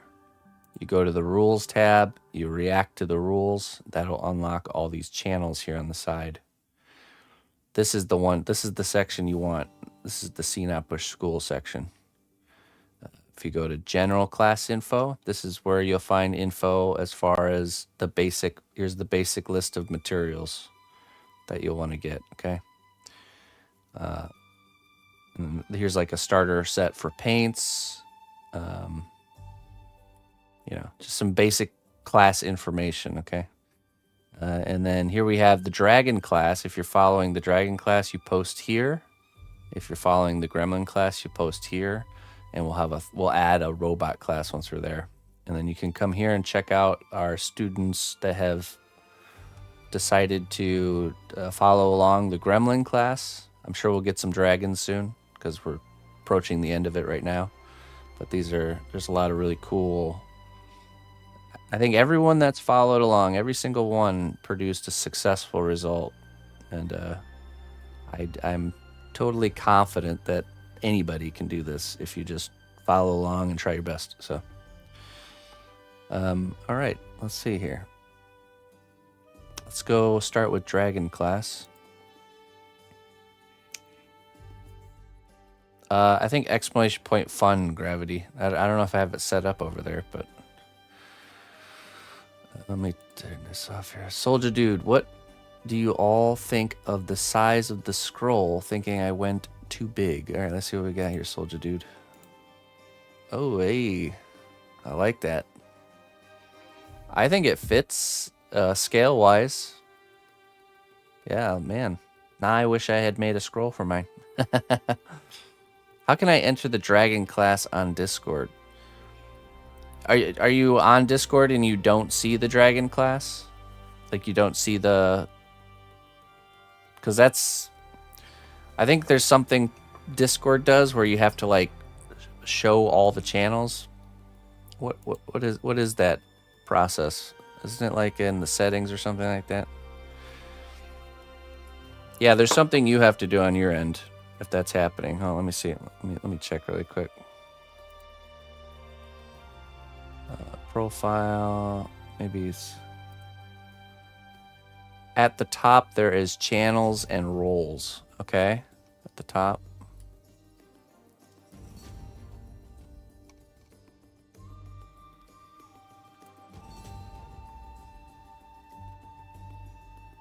Channels. So. Okay. How come it doesn't show that automatically for people? I wish it would do that. Is there any way we can eliminate that step? I wonder. Notification, edit category. Oh, all right, cool. All right, good. I wonder if there's a way. Advanced permissions, roles / members at everyone. Yes, it should be set up already that way. That's weird. You have to wait for your Hogwarts letter first, silly goose. Perfect. Yeah. Has an owl... Have you seen an owl flying around the neighborhood? Then you can join the dragon class soon. No post on Sundays. No post on Sundays. Yes. All right, back to our Discord here. Let me get this going here. Okay, let's continue. So yeah, if you're not seeing this, there's something you have to do on your end to show this. I think it's just it's a quick thing to do. I just don't know what button you have to push specifically. But yeah, I think this is wait, where were we? Okay, wait. Did we? Yeah, we saw this last week, didn't we? Did we? 223? Yeah, I think so. Oh, yes. Okay. Here we are. All right, continuing. Yeah, I think the scroll looks fine. Looks really good. Alpha. I know this isn't the same dragon as Chris is teaching, but I have used the techniques and I feel like it's come along this is slowly. And this is totally cool. Yeah, the whole point of this is to not... You don't all have to make exactly what I'm making. It's more of like, after this class, you should be equipped to make any kind of dragon. That's kind of the idea. Same with the gremlin character. Same with the robot. Once we do the robot class, you should have the tools necessary to build any kind of robot. So, with the same techniques. Channel and roles, then browse channels and tick the channel you want to see. Ah, I see. Why does it automatically untick it for people where they don't see that channel? I don't know. I'll have to look into that. I'll figure it out. Because that's one we would like people to see right away.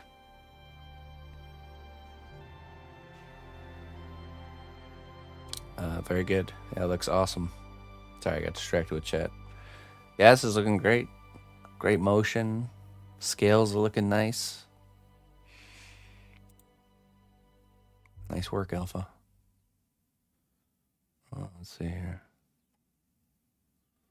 Clayton. Started pushing my blues towards different colors.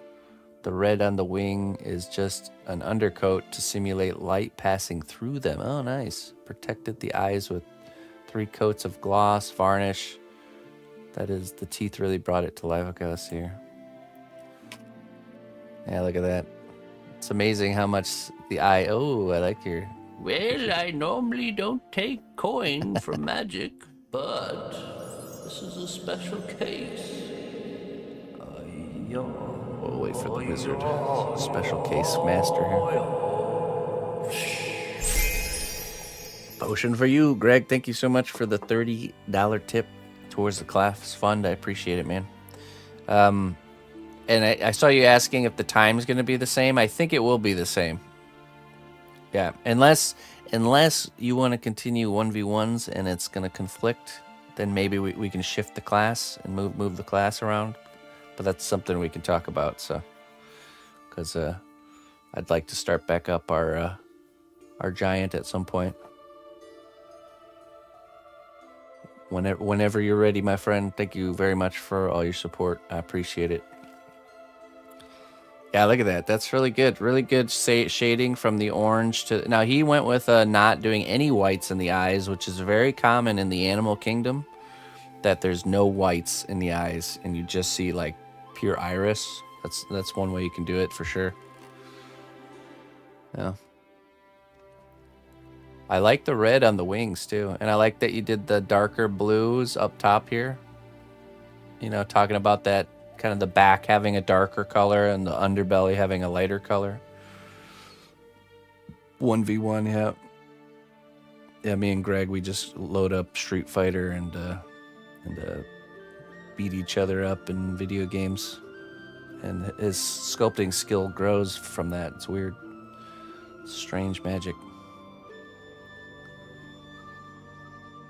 You have learned well, my Padawan. Awesome. Looking really good. Oh, here we go. Here's a video.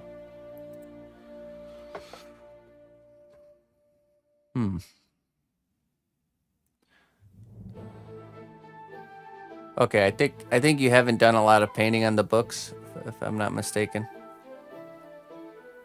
Seems like, okay, seems like you've done, because my critique here would be that the books are looking a little too, just too, like, similar. But I think you got just base coats on there, so.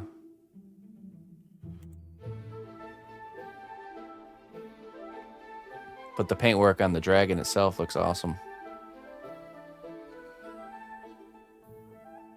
The metallic color for the horns and stuff really worked out. I could see the tip of the tail being a little bit of a different color. That's just me.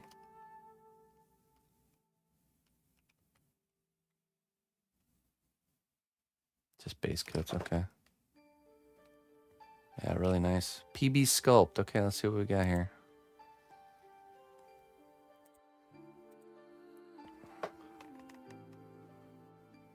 Okay. Anatomy's looking good. He skipped right leg day. Never skip right leg day. That's interesting. A little pedestal.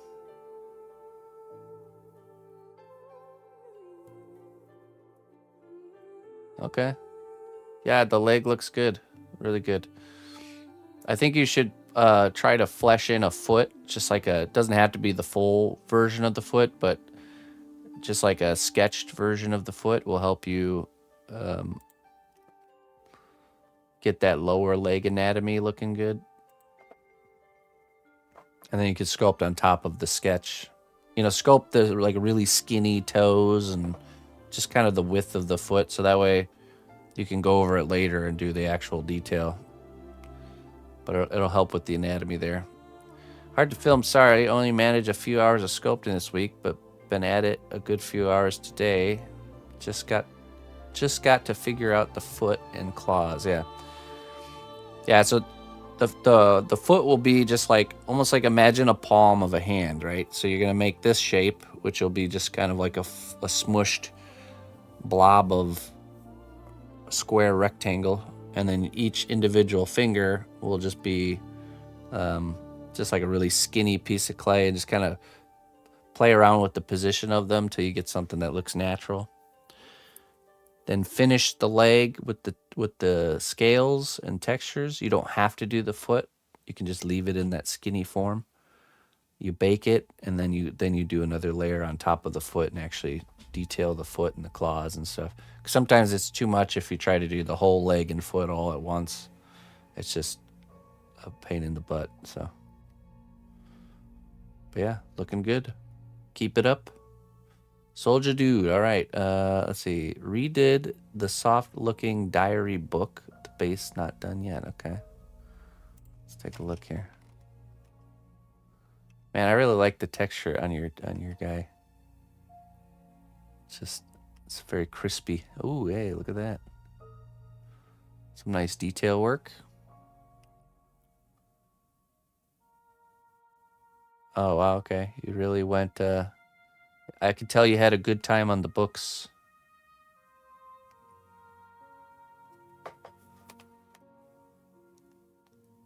Oh, yeah, I like it. I like the metal corners.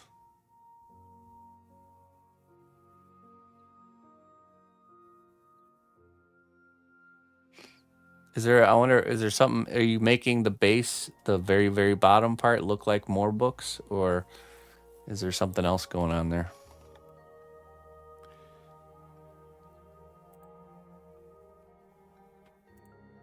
Oh, I see. Okay, so this is before.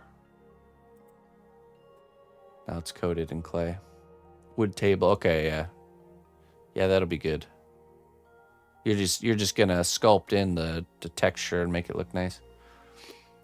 Could even have like little scratch marks from the claws of the dragon or something. Like he's been scurrying around and messing the place up. Cool. All right, nice work, everybody.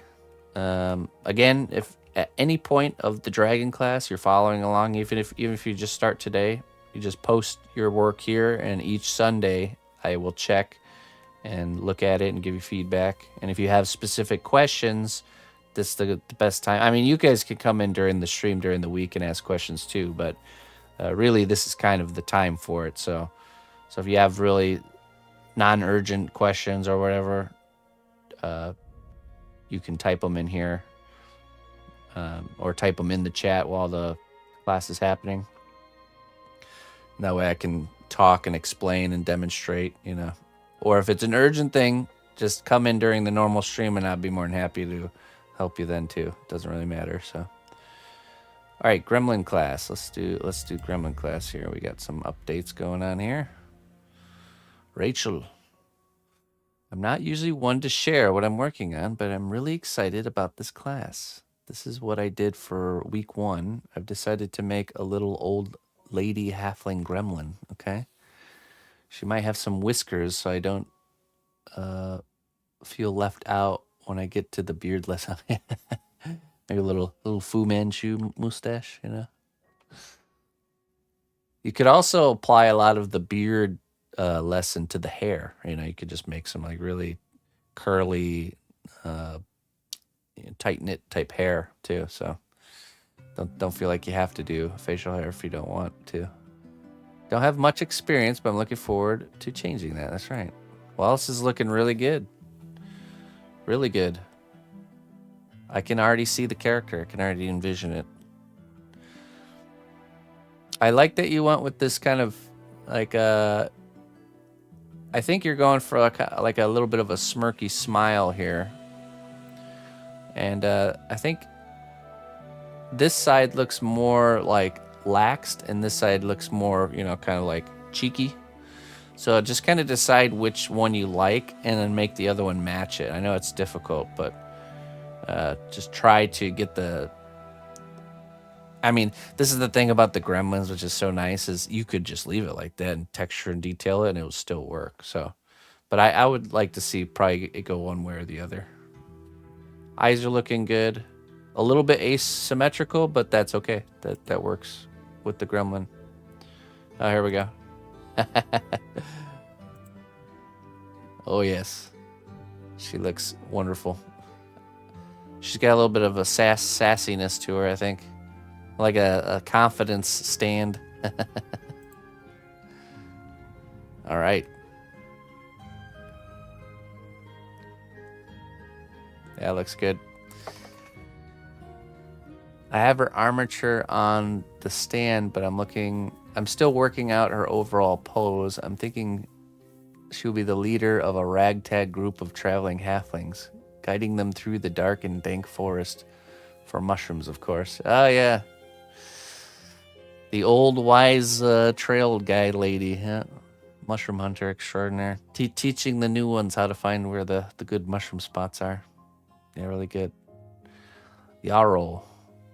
Hood in progress with the ears. I rearranged a little the back of the head for it to be less flat. Okay, yeah, I remember that. Okay, let's see here. Yes, it does look better. Way better. It's not such a steep cutoff by having that little flare out at the back there. Much more natural. Okay, let's see. What a character. You know what I think? I think your gremlin and Dragon's gremlin would be friends. They look like they're birds of a feather. It would be cool to see them two.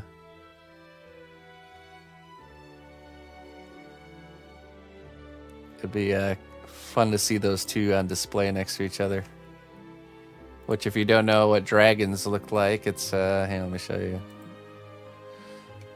They got the same energy for sure. Where's it at? Right here. Look at this guy.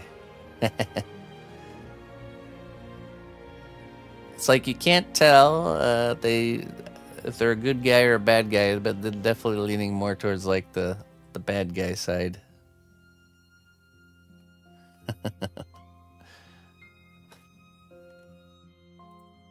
Countrymen for sure.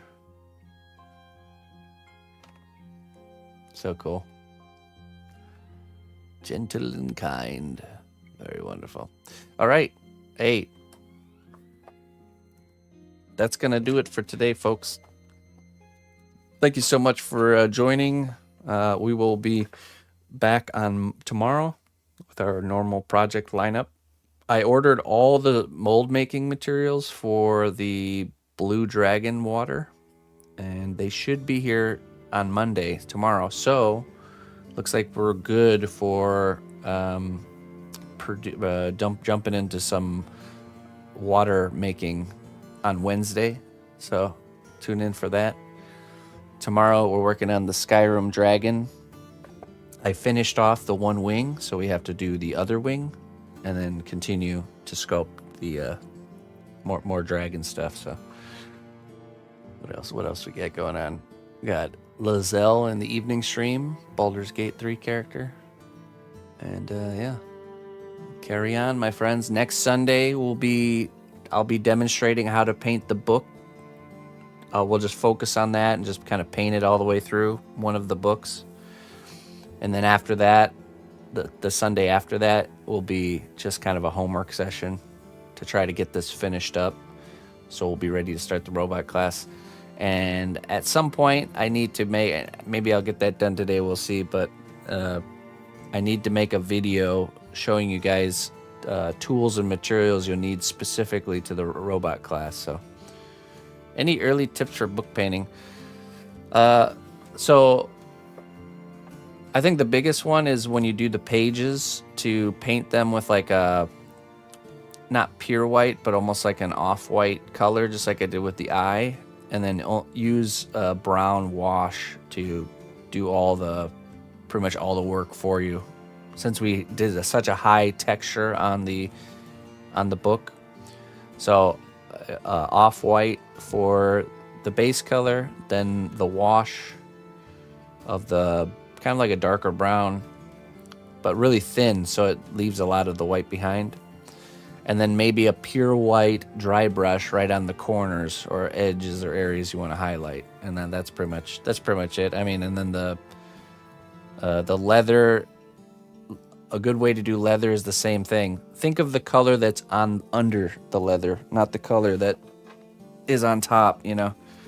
Usually leather, here, I actually have a piece right here. So, if you see this color right here, the underside, that's the color you want to base coat with the leather. And then you do washes on top to make it like this, okay? And that makes really convincing leather. So a lot of times people make a mistake, they start with this color, and then they're trying to do like dry brushing and stuff like that. But actually start with this lighter kind of yellow. I do the same with wood, same thing. You start with the lighter orangey like almost like the lightest color of the leather, and then you do washes on top to create that nice leather look. So that's some good early tips for you, but we'll jump into it. We'll jump into it next time. So, all right, let me find someone to raid, and we'll get on out of here. Thanks again, everybody. Thanks for joining me. Thanks for the support. I really appreciate it, and I look forward to the week ahead, my friends. We have lots to do. Lots to do. Okay, where can I drop you off?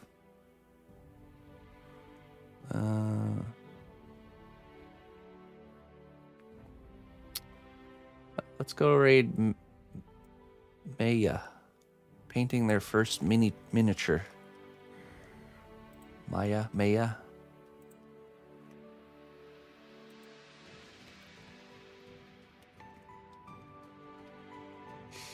All right. Until next time. Bye-bye.